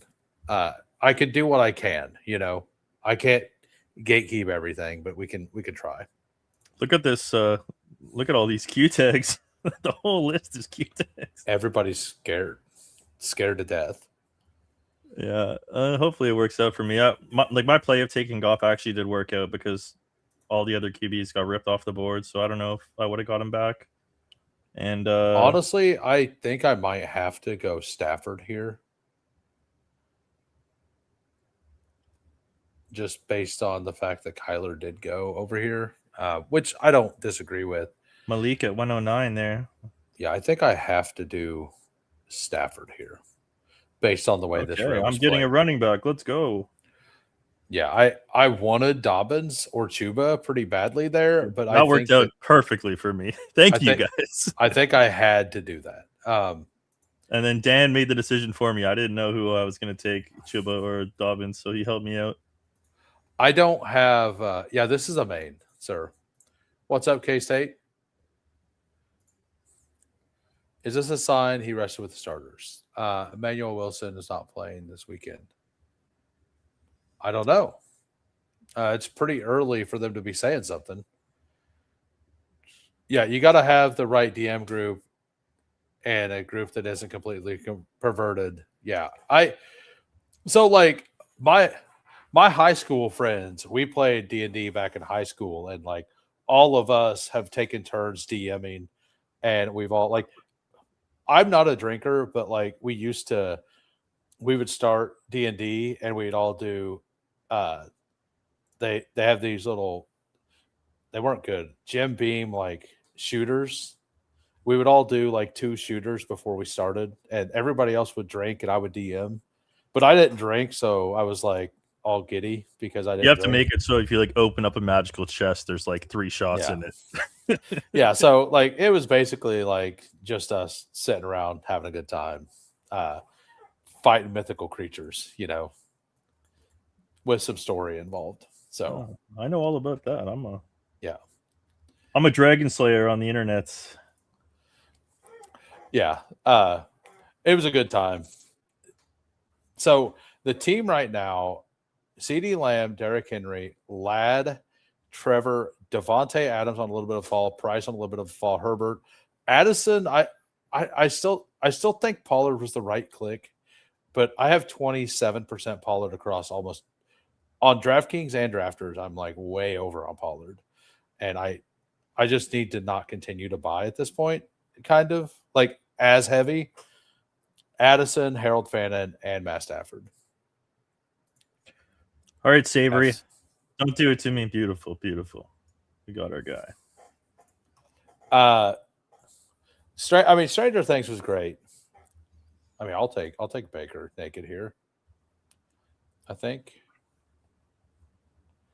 Do I do that? I take one of these tight ends. I think I just take Baker and call it good. I don't love Stafford. I think he's like a big floor play. We're playing Herbert quarterback 1 on the season. And we just got 3 different bye weeks here. I think it's fine. Like Henry, like there's a world where this works. Like we're pretty balanced right now. I'm going to lean in pretty heavily on Fannin. This is going to be a 3-6-8-3, but I'm going to lean heavily on Fannin. And the next few rounds are just going to be receivers and quarterbacks, or receivers and running backs, almost for sure. Naked Baker. I've seen him post on X here and there. I've not heard a word from him. I've not heard at all. Oh, Tracy. Yeah, Tracy. What are you doing with Trey Tracy right now? Trey Harris is at 150 now? I mean, I've been taking Tracy the whole time. I mean, I've got less Trey here than I thought I did, but okay, all right. TG Mark, bro. Ruining my back stacks. Oh, these are my ranks. I forgot I made ranks today. I mean, Aaron Jones here is actually kind of a good bet. I'm going to do that. That's what I was going to do. Yeah. Okay, and then Algier was my other option. So now I'm stuck with Woody, and I was hoping to go Woody Stroud, but Mr. Mark over here had to take him. Had to do his little Houston thing. He probably saw me sniffing around, so he pulled him up. Understandable, good sir. What are your thoughts on Bowers? Did the Raiders get a new beat guy who hasn't seen that? I haven't seen the Bowers stuff. I've been live for a while, and I took a 2-hour nap this afternoon, so I might have missed something. There's no way this is correct. Jordan Tyson hamstring expected to miss 2 months. I believe it. Bro. It's re-aggravated. It's an injury a bunch of times. I mean, we're still a month out. Yeah. So, but that's still that means week 6, bro. Like honestly, week 5, week 6. What's their bye? Their bye's week 8, 10. Dude. It might be week 9. That's awful. Yeah, that's dude. Olave's. Oh my god, Olave's. Well, luckily I've been. He's gonna start going. He's gonna go in the second, bro. Holy, that's actually crazy. I mean, I've got 12% Olave everywhere, so that's good. The problem is I have 12% Tyson as well. Yeah, I was kind of mixing him in my slows, even with the news. Yeah, I mean, maybe into the Saints would be crazy, dude. Nez would lose his mind. I mean, Vele is now a 160s pick, right? Yeah, maybe. I mean, who's the other guy? Darius Brown or something who's been popping off? Barrion Brown. Brown? And my boy Bryce Lance is hurt. So like Bryce Lance has something going on as well. Is he hurt? Yeah, he's got Oh no. Undisclosed banged up in practice. I don't think it was like a serious thing. But I do like him. Yeah, I was gonna start. Like I have mixed him in some big field contests. So I think I do the backstack here with Jalen McMillan, assuming the turf toe thing is real. Go ahead and use that, and we'll try to do the Baker double backstack. See how that works out. Nice, I like that. Yeah, I love Bryce Lance coming out. Yeah, and actually, maybe it is just Kamara. Maybe it is Kamara season.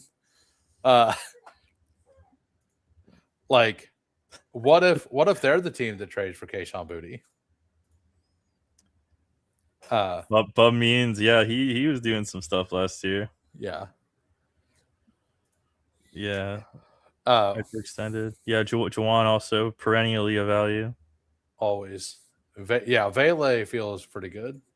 Juwan Johnson actually feels really good. T guard here taking Juwan Johnson. We got a super chat here. Before we answer the super chat, let's play the video. If she got that end zone, I'm diving in deep smoothly.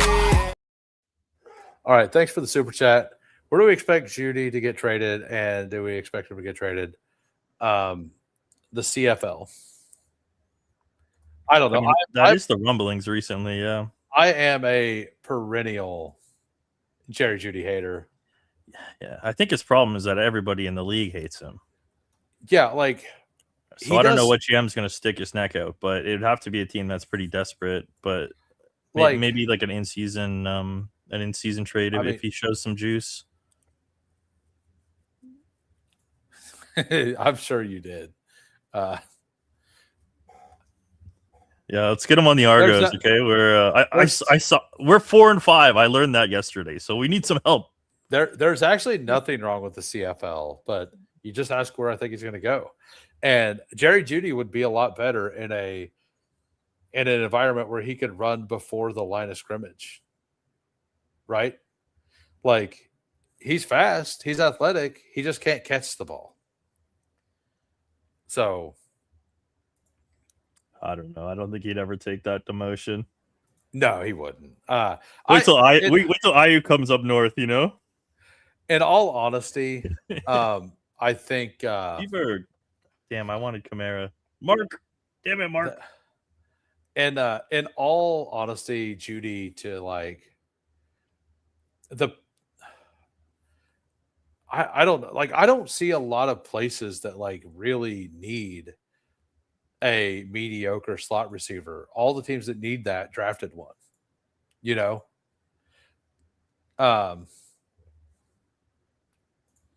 Judy will turn it around this year. They've been saying that for years. Dude, by the way, Steve Smith ruined that guy's career, bro. He did. He did. He let him know the truth, and he could not handle it. Yeah. Hashtag who we will be doing a drafters main ticket giveaway here in 6 more picks. So you need to have a drafters account. If you don't have one, you can use the promo code down below. Yeah, man, like the Jerry Judy thing with Steve Smith was wild when it happened. Disco, I got an answer for you. He's going to the Chiefs to piss off both you and Hoohams. He's taking over Worthy's role on the Chiefs, and then you and Hoohams can both be pissed. Yeah. And we know Buddy loves a reclamation project. So yeah, so we're not. I mean, honestly, I don't think he goes anywhere. I don't think unless a team wants to unless the Browns are willing to get just like a 6th-round pick for him. I don't think he's going to move. I think he's just going to sit back there. I think the Browns are going to be too stingy with it. Make a Browns move, a bad decision.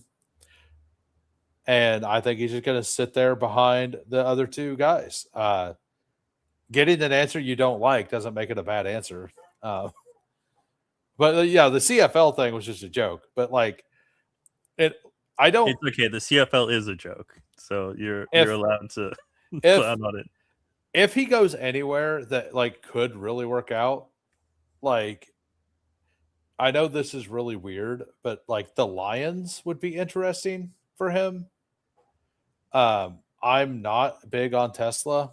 I like no very few people have ever ran that many routes and got that few targets.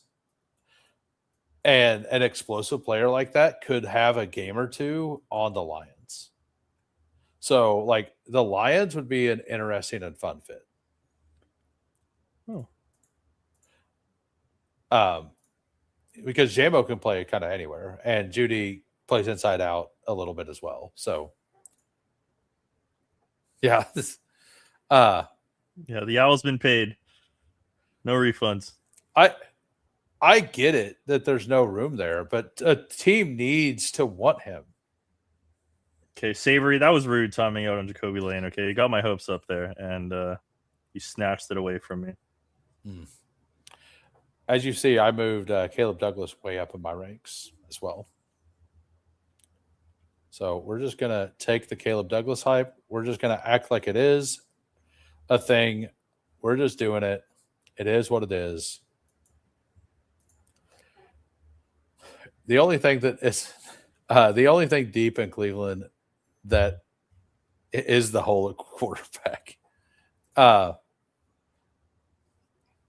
mean, actually, the Rams would make a lot of sense for him as well.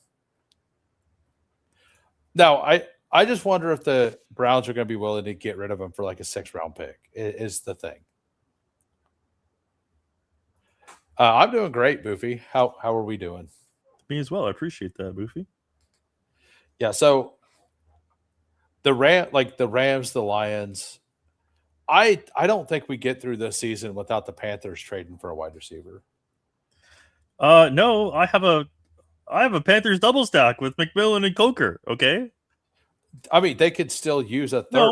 No, none of that. Like We literally, don't need that right now.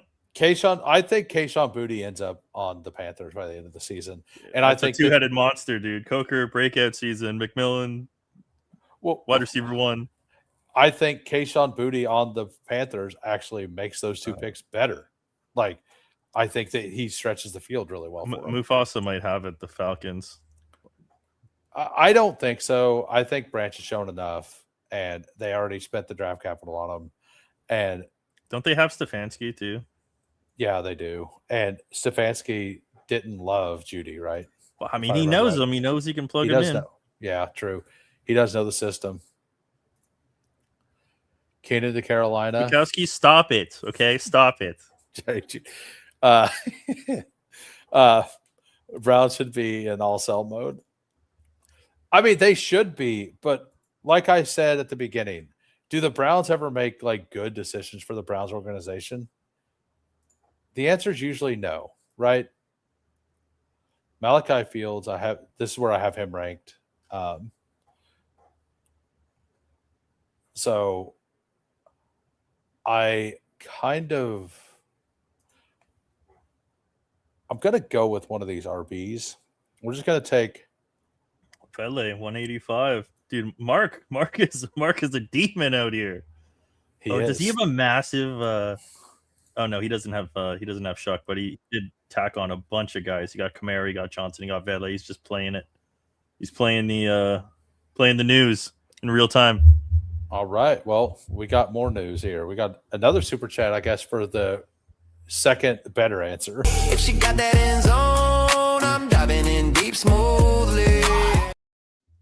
Thank you, Big Draft Energy. It's much appreciated. That was to Updog Driving Lessons Fund. That was. Hey, there's not a scratch on the car yet. Okay, we're the Audie's chilling. Yet. He's like, I know it's coming, but it's not happened yet. Yeah, I'm good. I don't know if Disco will ever get in a car with me again. That might have been a one-time thing. So Slayton says Stefanski is who brought Judy in. What Stefanski didn't do was miss on every draft pick his entire coaching career, and that is true. Any news on Darnell Mooney? Every draft he turns up. I I mean, he's currently the wide receiver 2 or 3. I think he's going to play the slot. Like, he's clearly the slot guy there, right? Because you got Neighbors on the outside. I mean, Neighbors and Mooney can both play slot, right? But like, if one is listed, I haven't looked at Our Lads. I know Our Lads actually has updated charts. I'll be looking at them tonight. But I think that my boy Emmett Johnson's here. Let's see if he makes it past the 2 demons in front of me. Well, before you do that, I'm going to need you to roll a clip for me. Why? Oh, well, we'll have to roll that clip after my pick. Immediately. Well, we have to. Yeah, I know. You got to pick. Actually, I needed K-Shaw. All this owl twerking got me. Yeah, we'll just go ahead and run it. Booty gang, squirting massage oil, call it spreading no pain. Booty, roach, TD, in the booty, fantasy points, he late night spree, it's free, balls deep in the booty, I'm the league, MVP, next week I'm spreading both cheeks in a PPR. All right, we got that, and then we got Emmett Johnson, who we also have a clip for, not as wild.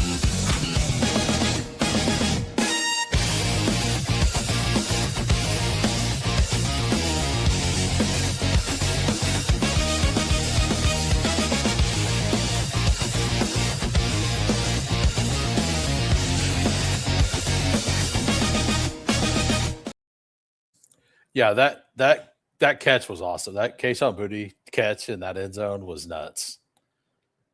The last time an offense was terrible enough to actually feature Darnell Mooney, Matt Nagy was involved also.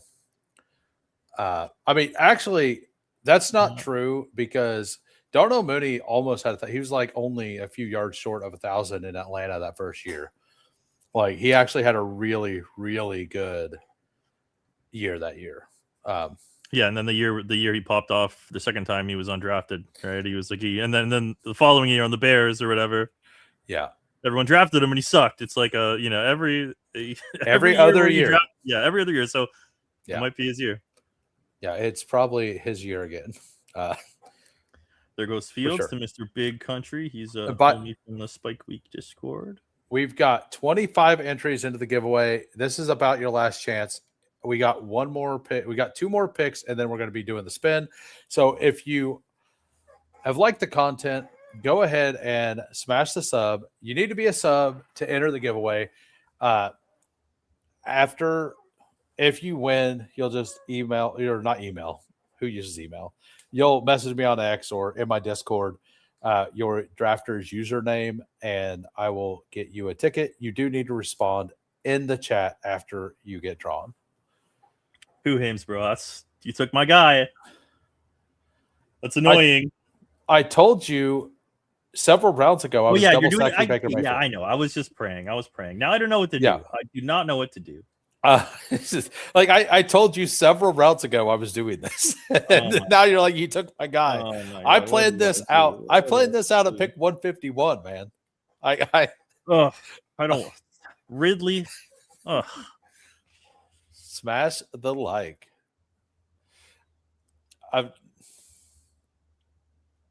Nice. Who took his tool? Now he took his guys. Yeah. So I do want another tight end. I'm kind of, so where did Waller's like a staple now here.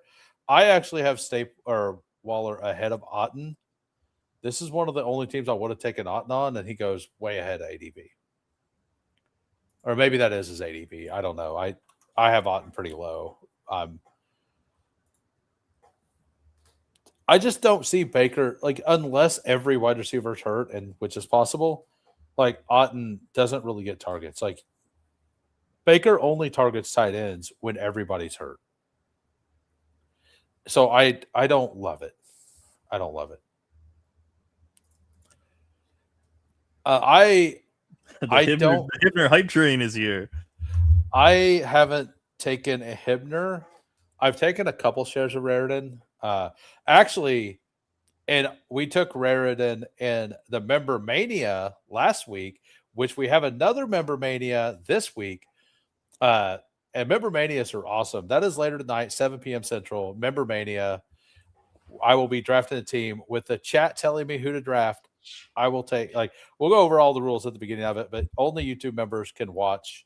And 50% of the profits, like if the team gets to the finals, I will give 50% for the chat to split up. So it's just a nice little fun thing to hopefully get a really fun sweat with the community. Yeah, 1 sec. I'm doing some live RNG here for my pick. Oh, what do we got? Heads. I was doing heads or tails for a Cooper Cup or Torrey Horton. It's always heads. Always the Gal Torrey. Brains took Horton, but I have like 25% Cooper Cup, so it's good to spread the love. I'm the other way around right now. I think I want Demario Douglas for floor here because I went with Douglas Hurst there, like to get myself a little bit of floor. By week 11. By the way, it's time now. I kept talking. Good luck, everybody.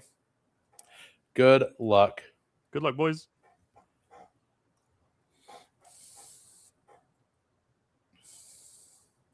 Andrew Sutton. I think this is the first time I've seen you even comment. Welcome to the channel. Hope you're enjoying the content.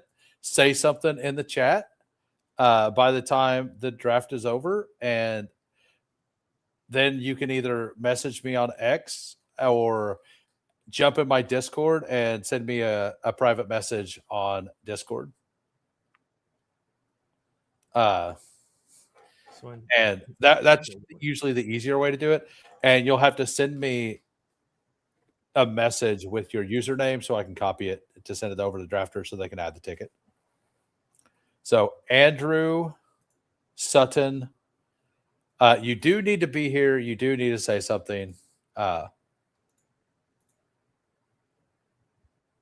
Hey, I seen your name scroll through. I think I'm here. Let's Woohoo! go. Congrats, dude. Congratulations. I mean, do we do the Charlie Kohler thing? Do we do the thing? I do it sometimes with Herbert. I think it's fine with Herbert. Where did Gatson go? 192. Okay. I mean, it can't be that bad. Yeah, so here's the team. We got a 3-6-8-3. We got Justin Herbert, Matthew Stafford, Baker Mayfield. Running backs, Derrick Henry, Travis, Jadarian Price, Aaron Jones, Brian Robinson, Emmett Johnson. Wide receivers, CeeDee Lamb, Ladd McConkey, Devontae Adams, Jordan Addison, Jalen McMillan, Caleb Douglas, Ted Hurst, and Demario Douglas. Tight ends, Harold Fannin, Terrence Ferguson, Charlie Kohler. Just a solid team. Nothing that like really sticks out. It's just a solid team, like decent at every position. D for donation. Copy. I mean, it might be. Most of my drafts are donations, so it is what it is. Mine kind of feels like one too. We got a 3. I took a bunch of players I didn't love here. Like, I prefer Scatabo over Travis. I don't love the Price pick. I don't love the Addison pick. I had a really hard time with. Like, that range was awful there. Like, everybody hurt. Like, I didn't feel like taking Pollard yet again. He's Addison's like rising through it because he's the only one alive. Yeah. So like I really range. If I hadn't taken Jadarian Price, but like, what was I going to do there? It has to feel bad to take Jordan Tyson and in that same draft find out that he's missing 4 weeks. Like, yeah, I've been clicking him in these slows. Like, it feels awful right now.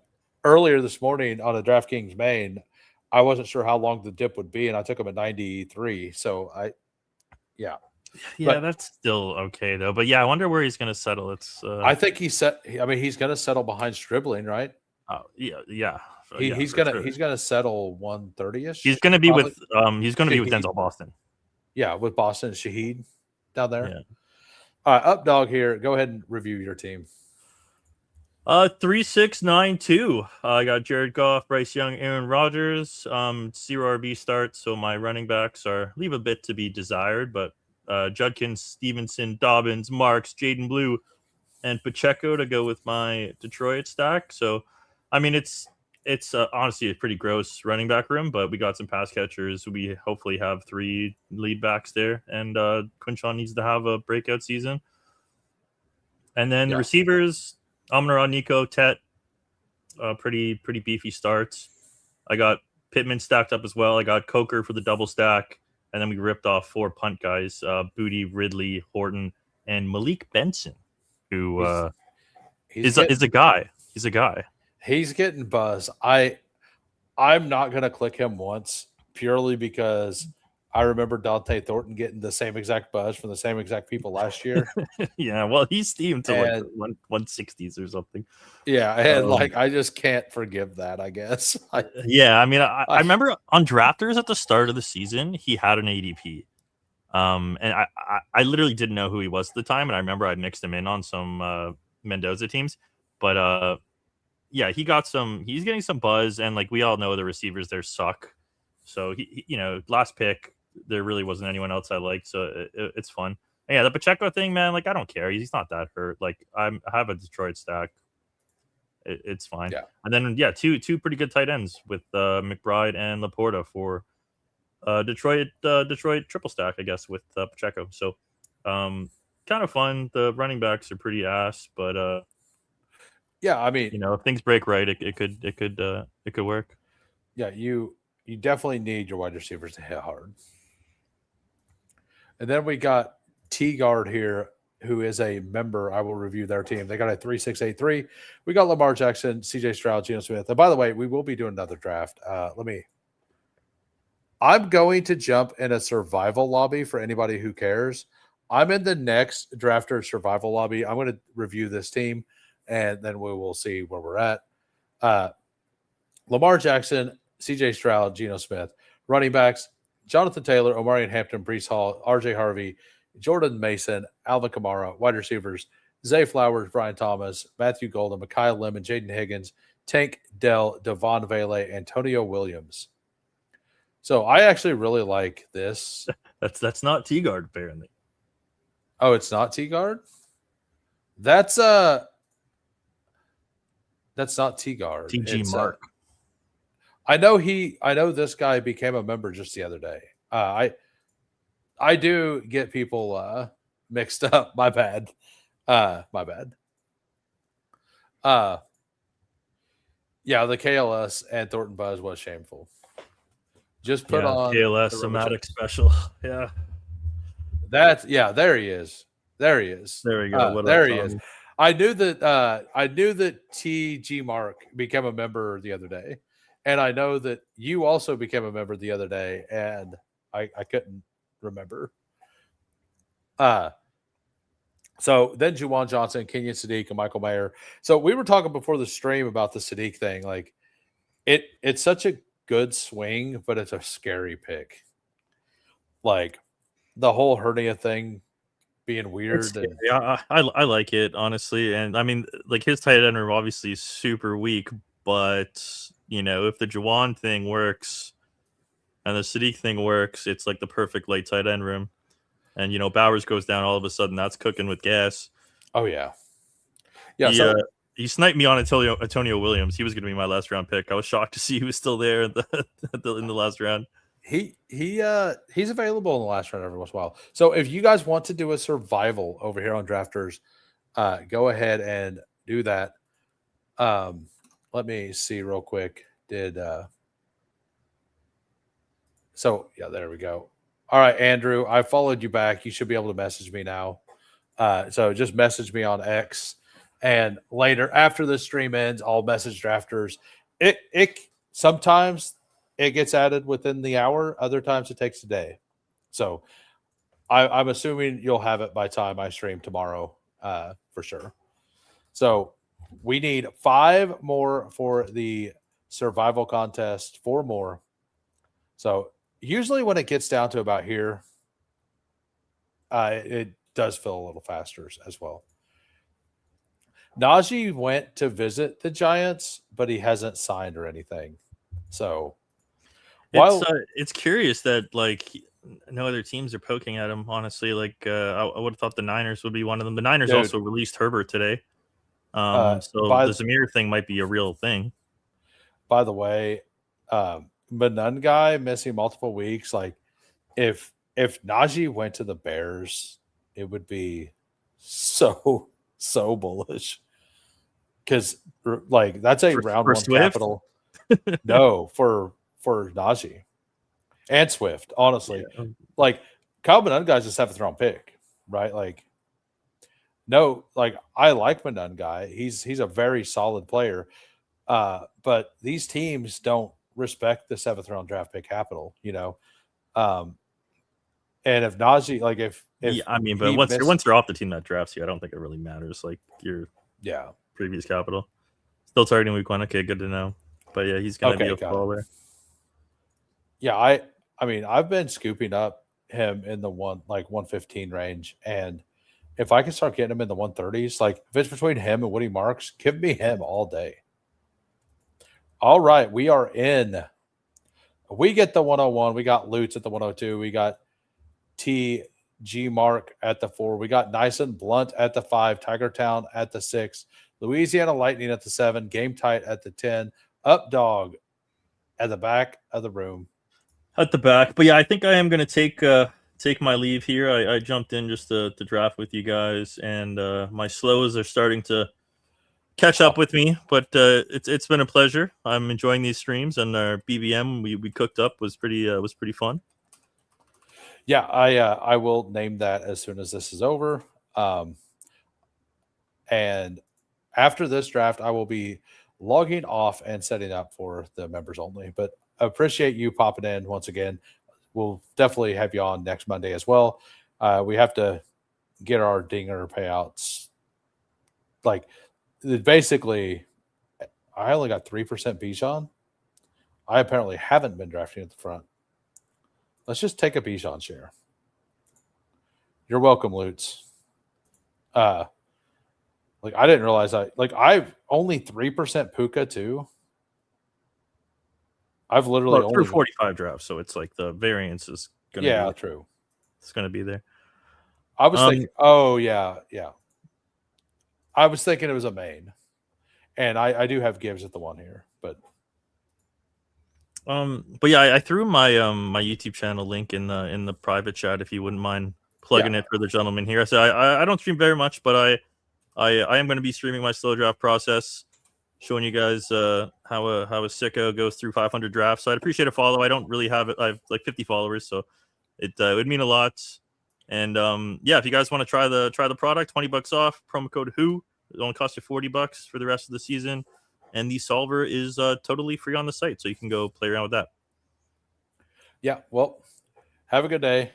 I'm going to turn on Later, some gents. music. Yep, peace. We're going to turn on the music, get the vibes right now. Let's do this. Cue up Hall and Tyson. I'm good, Al Boogie. I'm good. How much Tyson do I have in that contest? A lot. Good news. How much Hall do I have in that contest? Probably not much. Yeah, not a lot. So that's great. And by the way, if you guys are new to the channel and you haven't subbed, go ahead and hit that sub.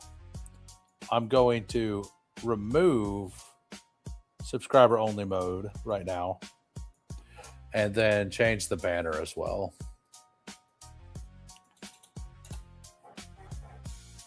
And if you guys don't have a Drafters account, you can use promo code WHO, capital H, 2 little O's, 100% deposit match for up to $100. So the Sean Payton comment, though, like I definitely need to go in. Like I don't need to see additional evidence of what I've been seeing for 3 weeks when talking about Jonah Coleman. Like that's the most bullish thing like I think he's ever said, you know, other than Pat Bryant being Michael Thomas. right? I may have to jump into these survival streets tonight. These survival streets are awesome, man. They are awesome. It's like pretty. I think it's the best contest out here. Nice. I will probably be doing a main and I'll probably do one of each tomorrow, unless Underdog changes some things. Yeah, let's just start taking Olave up here. This is going to be his new price anyway. Let's just start doing it. Let's be the problem. This is a week 17 format as well, and so Bijan plus Olave is something I want in my portfolio anyway. So that is what we're doing here. Yeah, I'm probably going to get to 100, if not a little more, on the main.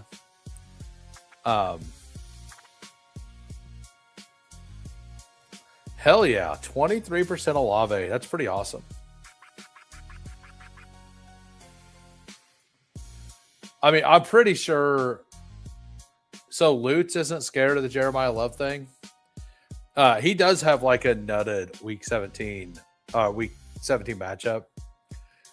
That game, if what we seen in preseason week 1 from the Cardinals and Raiders are any indication of what that week 17 game is going to be like, that game might just be the game. Like, both teams played their starters other than Bowers, and both teams were moving the ball like nobody was defending them. That game really, like, on paper, it had like the ability to be a shootout. Watching that game, like, even when the starters were in, it gave you like proof that it could be a shootout, right? So I have actually moved up almost all Raiders and Cardinals slightly because of that. Maybe that's an overreaction, but it is something that is interesting. 26% Valet pre-draft. I don't have 20. I don't remember how much I have.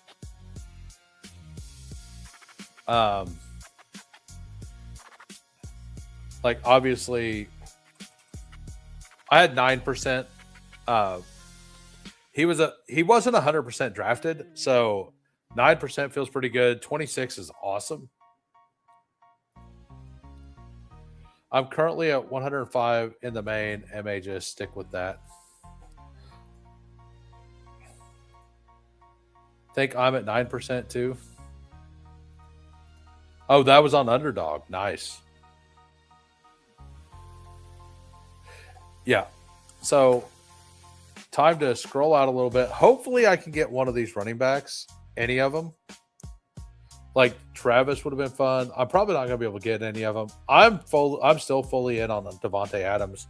I'm fully in on Terry McLaurin. I know the market hates Terry McLaurin right now. Like, ever since Diggs signed there, the market has been looking for a reason to hate on Terry McLaurin ever since he signed. Like, ever since the beginning of the season. Like, I don't know why everybody hates on him, but they do.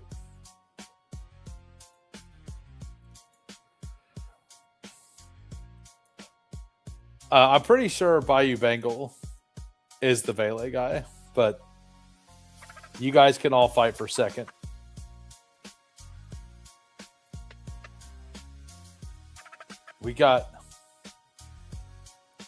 I have a really, really hard time clicking Josh Jacobs anymore. Yeah, we're just going to go top two here. Devontae Adams, Terry McLaurin, Bijan, Pickens, Olave, Adams, McLaurin. We're just going to ride the anchor. And if we get Jaden back, we get Jaden back. If not, it's all good. All good.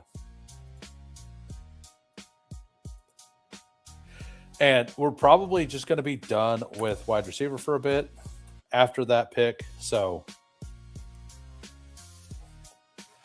I do like this start, though. I think that the full anchor into Bijan, especially with a bunch of these falling RB values that have been happening, I think I don't mind doing this a bit. How are we doing, Disbanded?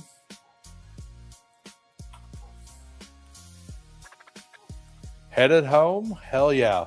By the way, if you guys aren't aware, so after this, we're going to finish this draft, and in 1 hour, we have a members-only show. It is called Member Mania.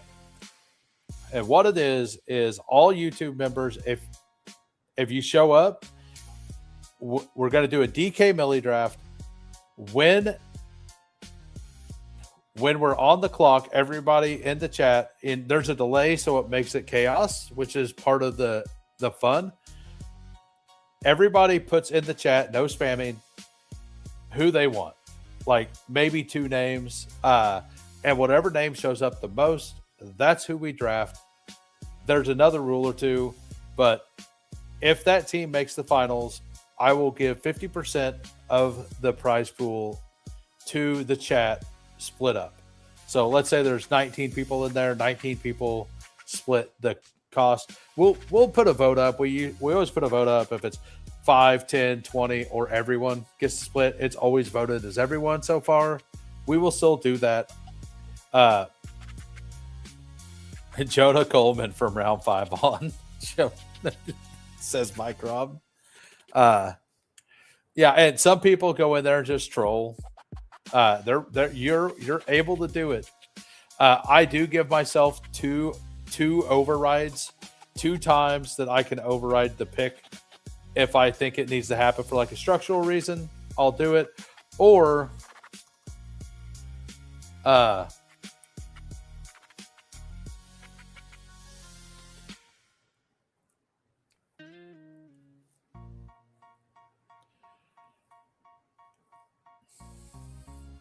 to be honest, I don't know how the tax stuff works. So I don't think I would have to cover the tax bill. And like it would, like I haven't specified if it's after taxes or not. So it could just be after taxes. But like I'm pretty sure there's a way you can like you just send it and then they cover the tax. Yeah. Half after taxes, basically, right? Like,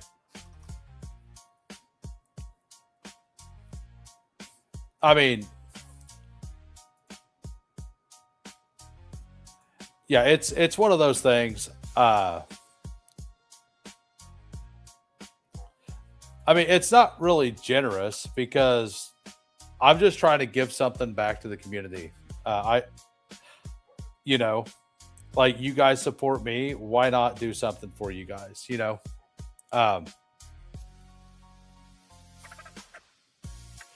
I don't know how it would all work. I want my Sharon twerking out videos.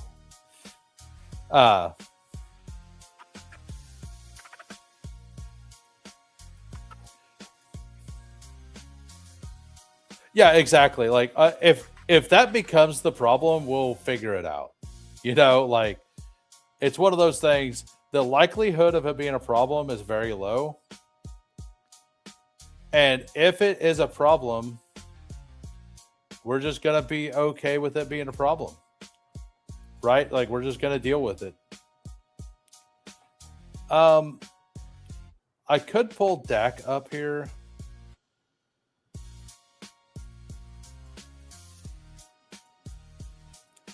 I think I'm just going to do Jalen Hurts, actually. We're just going to take Jalen Hurts, lock in some floor points at quarterback.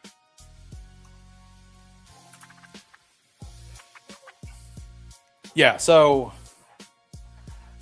like I said, I've never looked into exactly how it works, but I've heard Matic at least talk about like that's kind of what he does, but maybe I don't know. Like I said, if it becomes a problem, that's a good thing.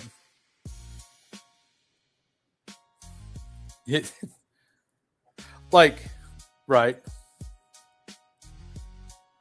I'm sure Jamie Gold thought the same thing. I don't know who Jamie Gold is. Like if it's anything relevant in like the real world and stuff, I ignore everything other than football. So I'm lost on all of that stuff. Completely lost.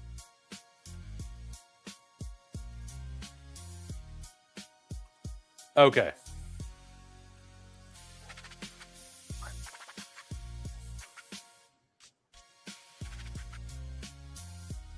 Made a deal with some guy on a napkin.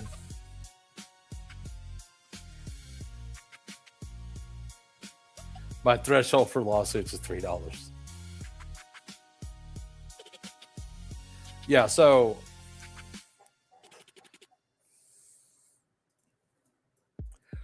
and I mean it is whatever it is. But so the team right now, we got Bijan, we got Pickens, we got Olave, we got Adams, we got McLaurin, we got Jonathan Brooks, we got Jalen Hurts. I mean, the goal of this contest is you have to be the top 25% of the lobby every week, right? So you have to just not die. Just don't die, right? Getting a quarterback like Jalen Hurts gives you a pretty solid floor. I don't love him this year, but I do think that his floor points is pretty good.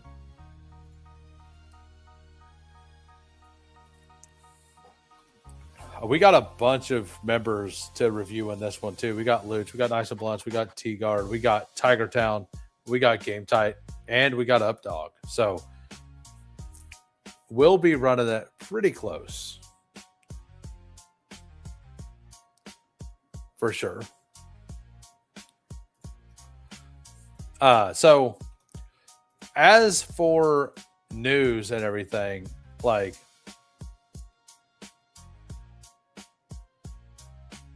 Underdog looking to add a part-timer to the NFL news coverage, huh?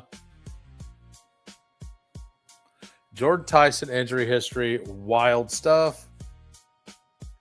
2 months, like this guy couldn't even go to the combine because of an injury. The same thing. Jadarian Price was a full go. Full go is awesome.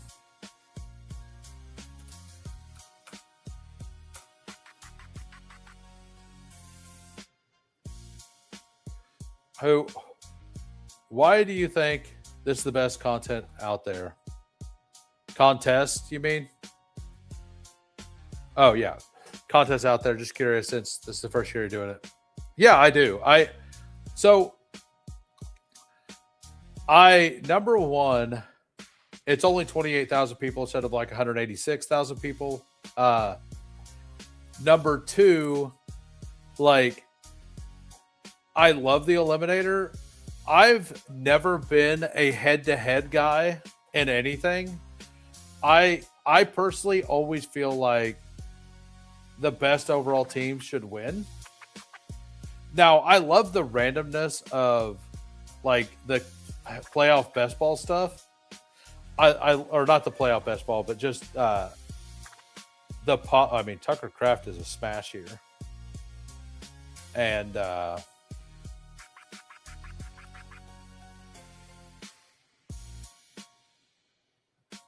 do we take Dart? Yeah, we're just going to take Dart opposite of Pickens. So I don't like the head-to-head thing mostly, you know. It's really fun and it's an awesome idea, but I mostly prefer I've always preferred like roto style and total points and stuff like that. I think that proves like who knows the most ball. With that being said, it's like way less fun. A full total points contest is just less fun. And I think the finals element, like just having to survive over everyone else every week, to me takes more skill than just popping into a random week and getting a good head-to-head matchup. Like being able to push a team through that is one of the bottom scoring teams because the other team has everybody hurt. Like, to me, that's not a fun way to do it. Like, it's not a fair way to do it for sure. And in this contest, both of those teams just get axed, right? And that's why I prefer it. That doesn't mean that the eliminator's not like super fun. Like I did 50 eliminators. I love the eliminator contest, but I like this one more because like you need floor, but you also need the week 17 for the spike, right? And the floor actually really matters here because you have to not be last every week, right? So avoided that nightmare. I had a bunch of Tyson, so copy. Agreed all around. Yeah, like, so it's not like I hate the eliminator. I love the eliminator. But the eliminator is the head-to-head matchups, like to where you just get lucky and you play somebody like, so maybe I'm salty. Because like last year, I believe my last eliminator team went out with like 147 points or something. And it was like this incredibly stacked team. Like it was such a stacked team. And I went out and I was like 15 points over the average advancing team for the week. So maybe I'm salty. Like, not going to lie, maybe I'm salty. But I also think that, like, if they add a contest that you could just avoid that, I would rather do that contest. And there's still 50,000 up top. And we got 50K up top with only 28,000 people. The same entry fee as Eliminator as well. So I know Eliminator is 200K, right? Everybody in the finals wins 50K or more, right? And there's more money overall in the Eliminator, but I like the smaller fields as well a little bit. Yeah, like week 10, 144, got it. Yeah. That's kind of like, and I'm not gonna lie, like I'm probably just salty. Like honestly, Aaron Jones would be a good fit on this specific team. I need another running back. He has a bye week 6, which worked for me. I will take Kittle almost for sure if he falls. Actually, maybe not. You know, we're going to go with Aaron Jones. And we're going to take a third quarterback here. I don't care if it's double bye week. We're playing for the week 17 there with the Bijan Olave Shuck thing. Shuck may actually start falling even more now that Tyson's out. I think we may start seeing Shuck like becoming a 144 pick. Yeah, I like the chaos quite a bit. Like I really like the Eliminator. I would have probably came close to maxing it if this contest didn't come out. No, I don't see a reason in looking at it until after the first game starts. First ever cut line advance. That matters. Yeah, exactly. The cut line advancing is really fun. Like, because like the old Eliminator, which is what the big Eliminator is now, it was cut line basically, but it was in pods, right? It was like 6 of 8. Like, so, which is that's more fair. But I think just eliminating the pods completely and making it a total cut line is like the way to go. like even if you wanted to do total cut line until week 15 and then go to pods, I think that would be fine too. I just like the cut line through the regular season stuff. I think that makes a lot of sense. How we doing, Quill? I'll let you in in the inaugural one.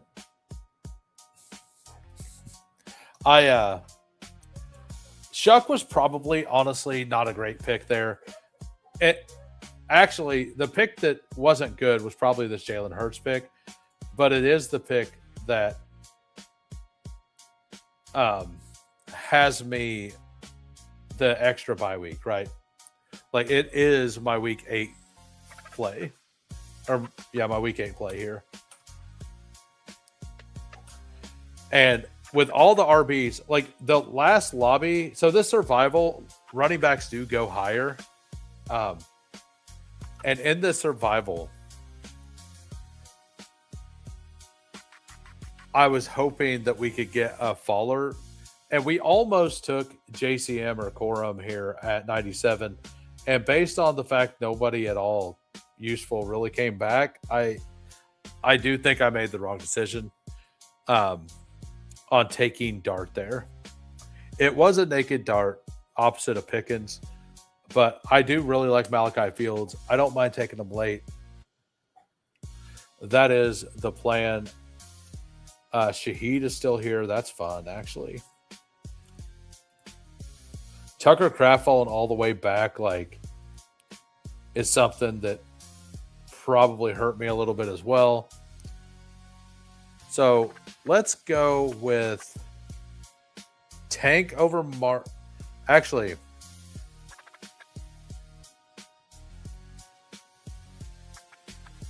first of all, we're taking Shaheed. Then we want one of these 3 running backs. The math likes Tank the most. Let's do Tank.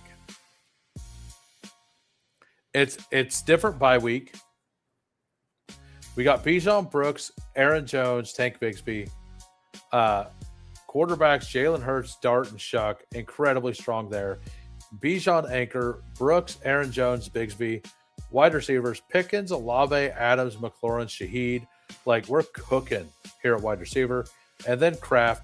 Week 11, we're probably struggling week 11 here. So I can't take any more week 11 buys pretty much no matter what. Our number 1 tight end, our number 1 running back, and we have 2 wide receivers here at week 11. I do need to watch that in the future rounds for sure. And by the way, if you're new to the channel and you haven't subbed, go ahead and hit that sub. We're trying to get to 900 before the season starts. If we do, we're going to do a 9-hour live stream. You think? I don't think so. I think if we do, it's going to be another. I think they're going to do like one of those Friday or the Frenchie Friday super flexes. I think it'll be a 150 max with 22,000 entrants and be that crappy contest structure that I really don't like. If we get one, I think they'll just run that exact contest back, but super flex. I do think that overall, the most teams are probably going to struggle that week. It is the only week it's the only week with 6 buys. Trey Harris at 149. Come on, guy. Come on, guy.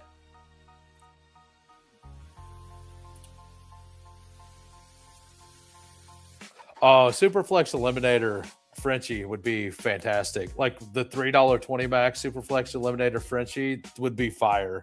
You're right about that. That would be fire.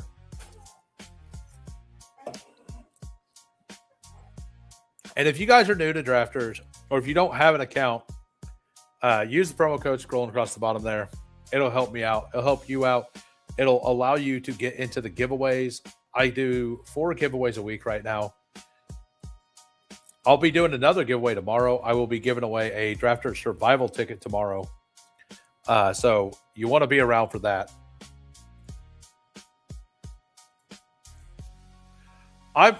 But I am also curious on what I think Underdog dropped something in the next couple days.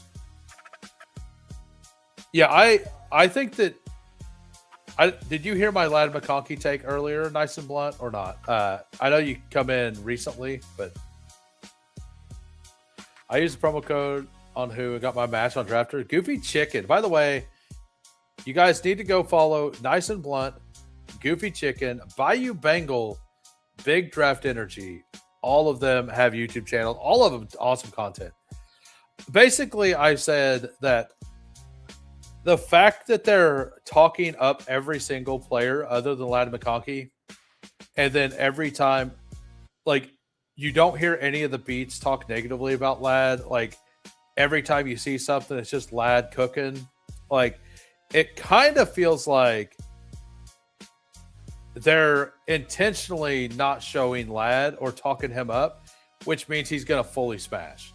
That's kind of where I'm at right now. I think that he's going to be their clear-cut wide receiver one. And I think that's something that's very important in a McDaniel offense. Because they're talking up all the other players, right? Like, they're talking up Kolar. They're talking up, like, they're not talking up Gadsden. But they're talking up, like, Kolar. They're talking up Njoku a little. They're talking up QJ a lot. They're talking up Trey Harris a bunch. They're talking up Keaton Mitchell, Vidal, Hampton some. Like, I think that, like, the one that the coaches aren't really talking about is Ladd. And then everything, and the beat reporters aren't saying that, like, he's been bad in practice or any of that. And if he was kind of getting phased out a little bit, or it wasn't like him just being the guy, don't you think the beat reporters would be kind of all over that? You know, it feels like they're hiding it. Is all it feels like.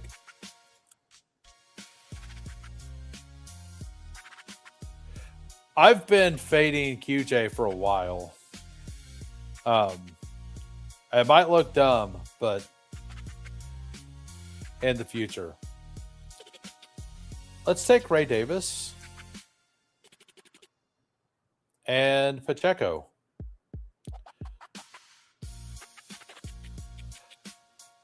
I passed on Gibbs in this lobby. So let's get Pacheco here.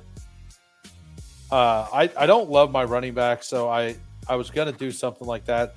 I'm probably going to go 7 RBs. It's hard to not like. I honestly don't like this team a bunch. I think I may like one of these two picks between Hurts and Dart should have definitely been something different. I knew I wanted Chuck on this team for the week 17. I think that one of these two picks probably should have been a wide receiver or a running back. I'm trying to not take Tony Pollard because he's got the little injury thing and I have so much of him. And at 73, like the pick here, like I could have taken DK Metcalf, which would have been fine. After that, it's like, what do? You pull up like Stephon Diggs 176 here, which new contest, like his ADP is not that many teams are drafted with him later. Godwin, you could pull up Godwin. You could pull up Dowdle, I guess. Like, where did Pollard go? Where did Pollard even go? Oh, 79. So, like, I could have pulled Pollard up, right? But it just, that range just feels really gross. So I just waved the white flag, took him, and then I did the same thing here whenever I should have taken a running back. The Dart pick is the one I messed up. I should have taken JCM or Blake Corum there for sure. I mean, maybe even just taking Chuba and locked up the Panthers backfield, honestly.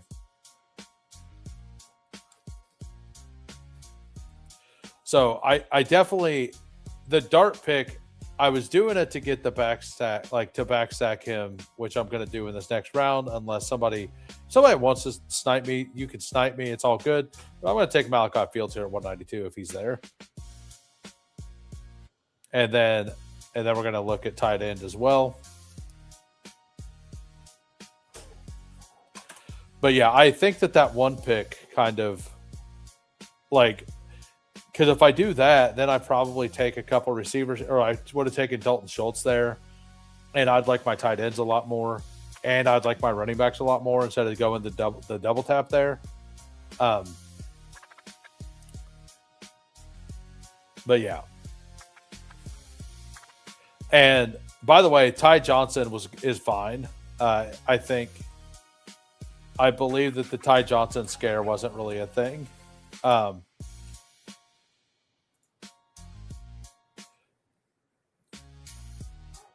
Yeah, he's not practicing, and it's a knee, but they haven't. If it was something really bad, they would have known already, right? We would have that report.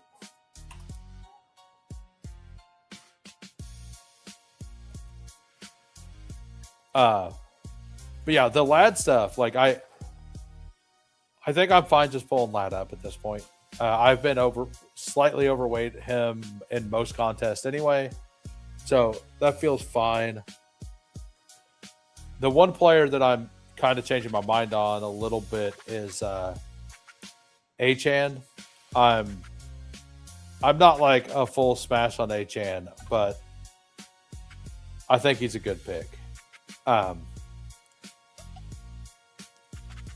So Devon Vele goes at 189. That is definitely something that I need to move. So getting Barner or Freiermuth, the math likes Freiermuth the most. Barner is a week 11. We can't do Freiermuth at all. So it's either Dulcich or Freiermuth here. And it'll be Fields. And honestly, if Cooper's here, we'll take Cooper. If Fields goes.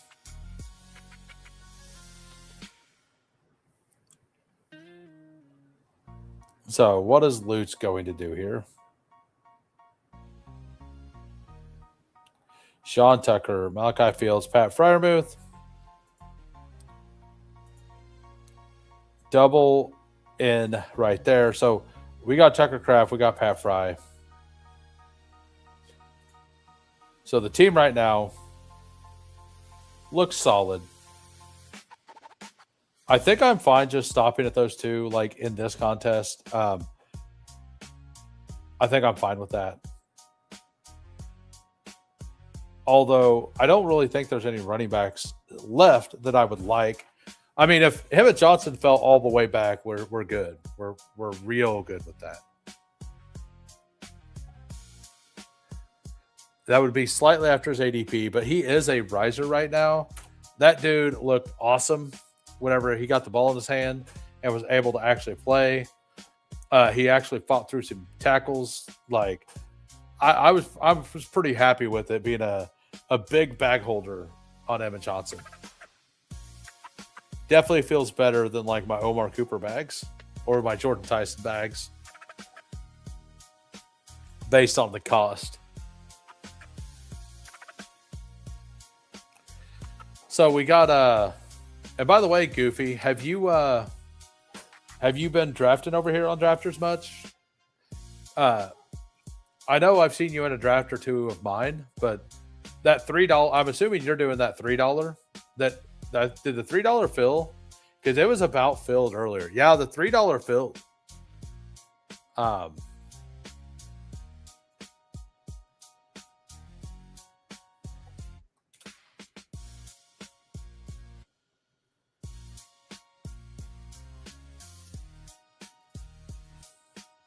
Spent your whole bag. What did you do, the $3 or did you do the main?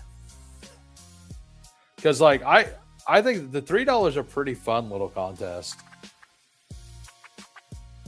I didn't do a lot of them, but in the thing about Drafter, they have the pre-draft $3 as well, and those are fun. All mains, hell yeah. Oh yeah, the Superflex just filled too. So yeah, we're down to just the main and the survival. That's pretty awesome. I bet they throw another mini out there. Maybe. We'll see. We'll see what tomorrow brings.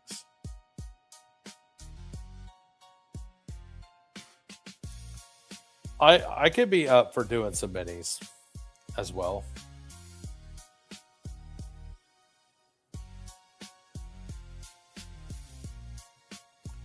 So something else that I do want to do is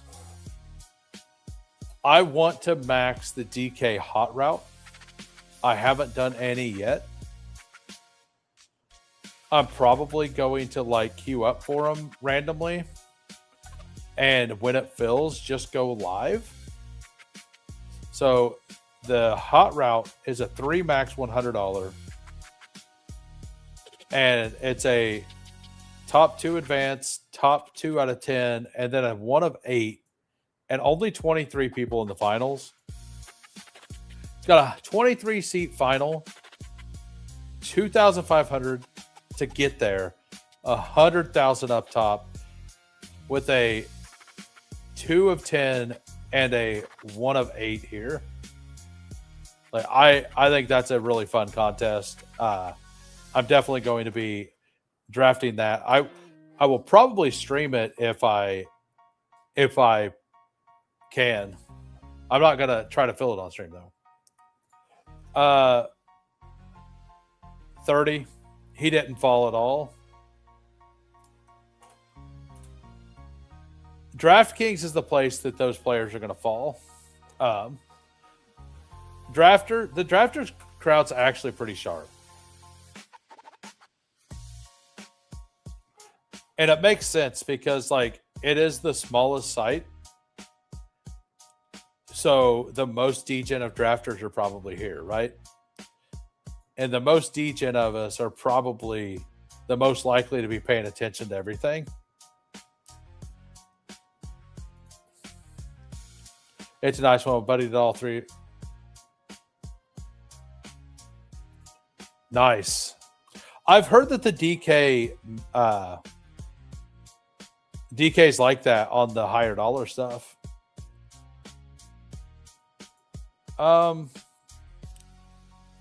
I was saying earlier I can't afford.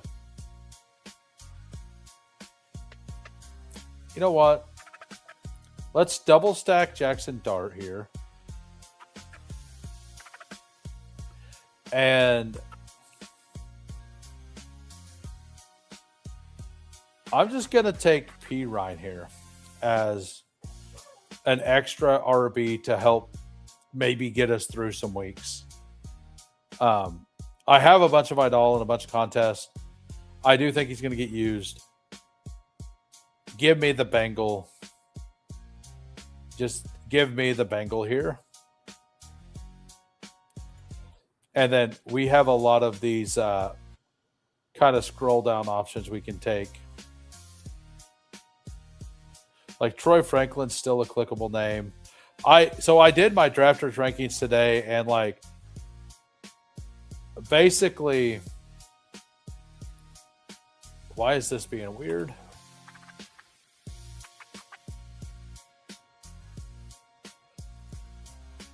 Basically, after Surratt, I just grouped a bunch of players I think are draftable down here, down to like Malik Benson. I did the same thing with tight end. I just threw a bunch of the players I think are draftable down here, down to like Jake Tonjes. And running back, I did the same thing, which is a much smaller list, down to Najee.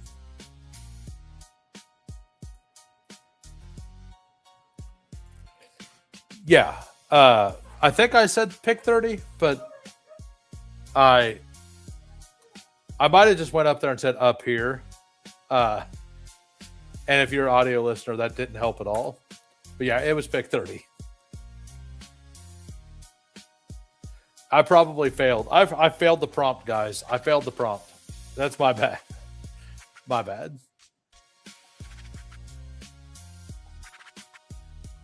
So we got Okay, got it. I couldn't remember. I mean, it wouldn't surprise me if I failed the prompt. So we definitely need another wide receiver, and like I said, I can't do the week 11. I want to make sure I have as many darts on week 11 as I can. Dots, like all these guys are like week 11 guys too. Antonio Williams is a pretty fine pick here. Marquise Brown actually makes a lot of sense with the Jalen Hurts stack. I think that's what we'll do.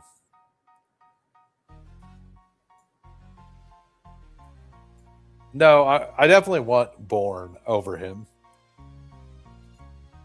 Like, we are heavy here, right? Like, we could probably stop at 7. Got the double stack there. Got Pickens, Olave, Adams, McLaurin, Shaheed. Yeah, I think we could. Hey, Lutz, welcome back. Welcome back to the Who Crew. Welcome to the Who Crew.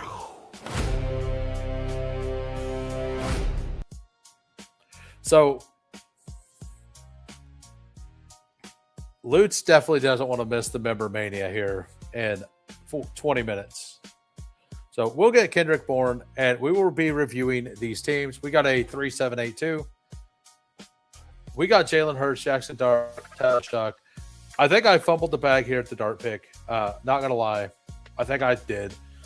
Running backs, Bijan, Brooks, Aaron Jones, Bigsby, Ray Davis, Pacheco, Samaje Perine. Hopefully just find a guy for the wide receiver, for the running back 2 every week after Bijan. We're trying to anchor flex, I guess, here, and it doesn't feel great.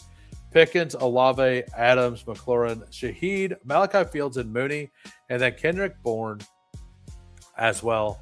So we have double week 14, double week 11, double week 8. I think I'm fine with that, though. Pretty spread out capital-wise, though. And then Tucker Kraft and Freiermuth.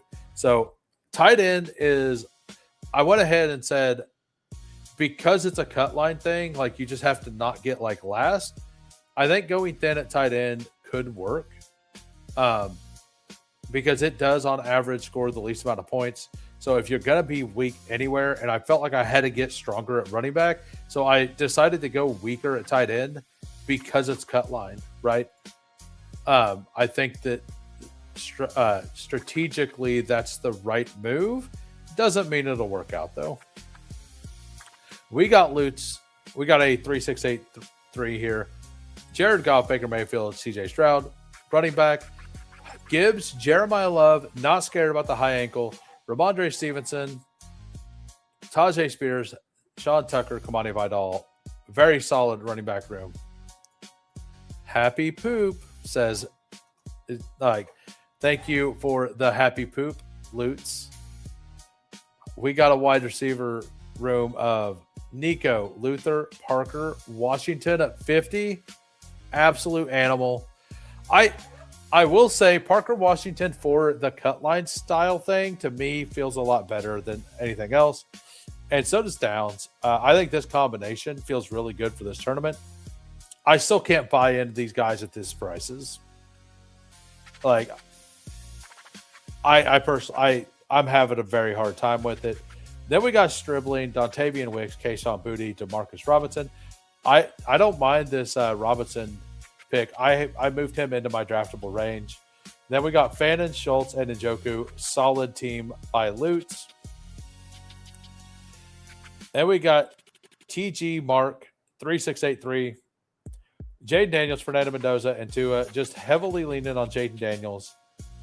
Hoping that Mendoza starts by week 7, I guess?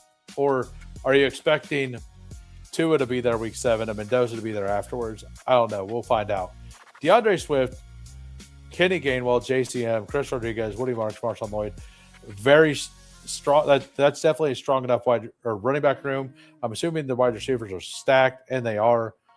Puka, London, JMO, Stephon Diggs, Jacoby.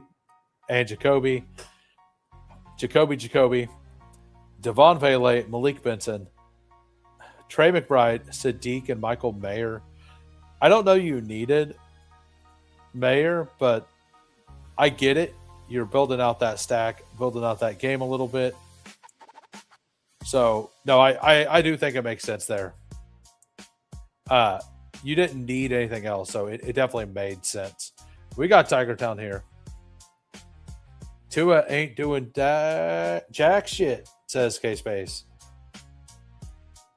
I should probably set up auto pay, but I'm too lazy to. Yeah, by the way, if you guys, we'll be doing the Member Mania here in 20 minutes. I'm going to log off here. We're going to do a members only stream. We'll go over all the details of what's going on there. We've talked about it a couple times. I don't want to keep harping on it, but yeah. We got Tiger Town here. We got a 2-6-9-3, Brock Purdy and Sam Darnold. That's on the borderline of thin for me, but we got Brees Hall, Cam Scatabo, Bayshaw Tootin, Travion at 67. He's been slipping. I don't mind it. Zach Charbonnet, Justice Hill, wide receiver, JSN, Chris Godwin, Wandale, Debo Samuel, Denzel Boston, Travis Hunter, Isaac Tesla, Jeremy Bernard, Torrey Horton. You waited a long time, but you got guys with volume, and then you got some upside guys with it. I don't mind it. And then Bowers, Kittle, and Tonjes. I kind of like the Kittle Tonjes thing in this contest. I haven't thought about it, but I do like that. I think this is a good place to do that. We got Updog up here. Game Tight said I could skip his review, so we're going to go ahead and skip that. A review. We got a 2-7-9-2 here. We got Justin Herbert, Kyler Murray. Running backs, Kenneth Walker, Javonte Williams, Keaton Missile, Jonah Coleman, who I need to move up, Braylon Allen, Nicholas Singleton, James Conner. Wide receivers, Jefferson, Wilson for the bring back, Christian Watson, Quentin Johnston, Jalen Coker, Trey Tucker, Juwan Jennings, Adonai Mitchell, Cooper Kupp. Tight ends, Tyler Warren and Kincaid. That's a very strong tight end room. You got the double stack there with Adonai Mitchell and Garrett Wilson. You buy in the insurance on Brees. I mean, I like any team with Herbert, and it's a Herbert Kenneth Walker bring back team with QJ. I mean, I think everything makes sense here. A good team there by Updog, obviously. But and Nice and Blunt. How did I miss Nice and Blunt just hiding over there? Just being a sneaky guy over there, hiding in the corner. We got a 3-6-8-3. Patrick Mahomes, Matthew Stafford, and Kirko Cousins.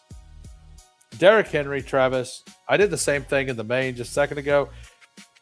Jacobs, B-Rob, Kalen Black, Adam Randall, wide receiver.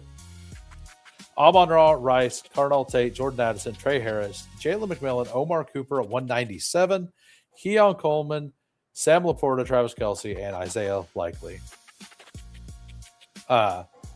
Yeah, solid. Well, Isaiah Likely at 140 is that's where he should have been going all offseason.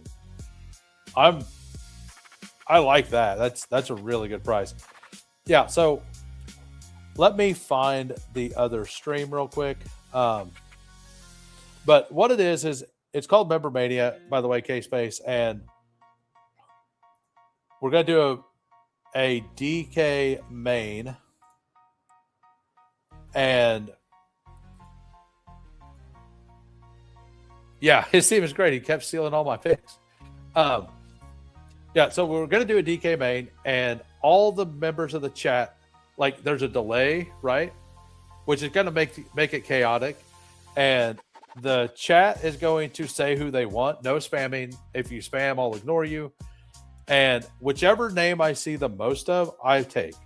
We're going to build a team like that. There's a couple more rules, but if that team gets to the finals of the DK Millie, we're going to do a split. Like I get 50% of the profit, and 50% of the profit is split between the YouTube members. And So the way, like, we'll take a vote at the beginning. You guys get to choose if it's 5, 10, 15, or 5, 10, 15, or 20, or everybody gets part of the split. So that's what we're going to be doing. We're going to be doing that in 15 minutes. The link to that is right here. I need to go grab something to eat real quick. I have to pee. I will be over there here shortly. I might see some of you there. I might not. If not, I will be back on tomorrow, 4 p.m. Central, on my channel, and we'll be doing the show with Nice and Blunt tomorrow as well. We don't have the time pinned down, but we're going to be doing post round 11 rookie, like round 11 and later running backs, and we're going to give our top 5 buys and our top 5 fades. So that's what we're going to do tomorrow. I'll see you guys here in a minute. Peace.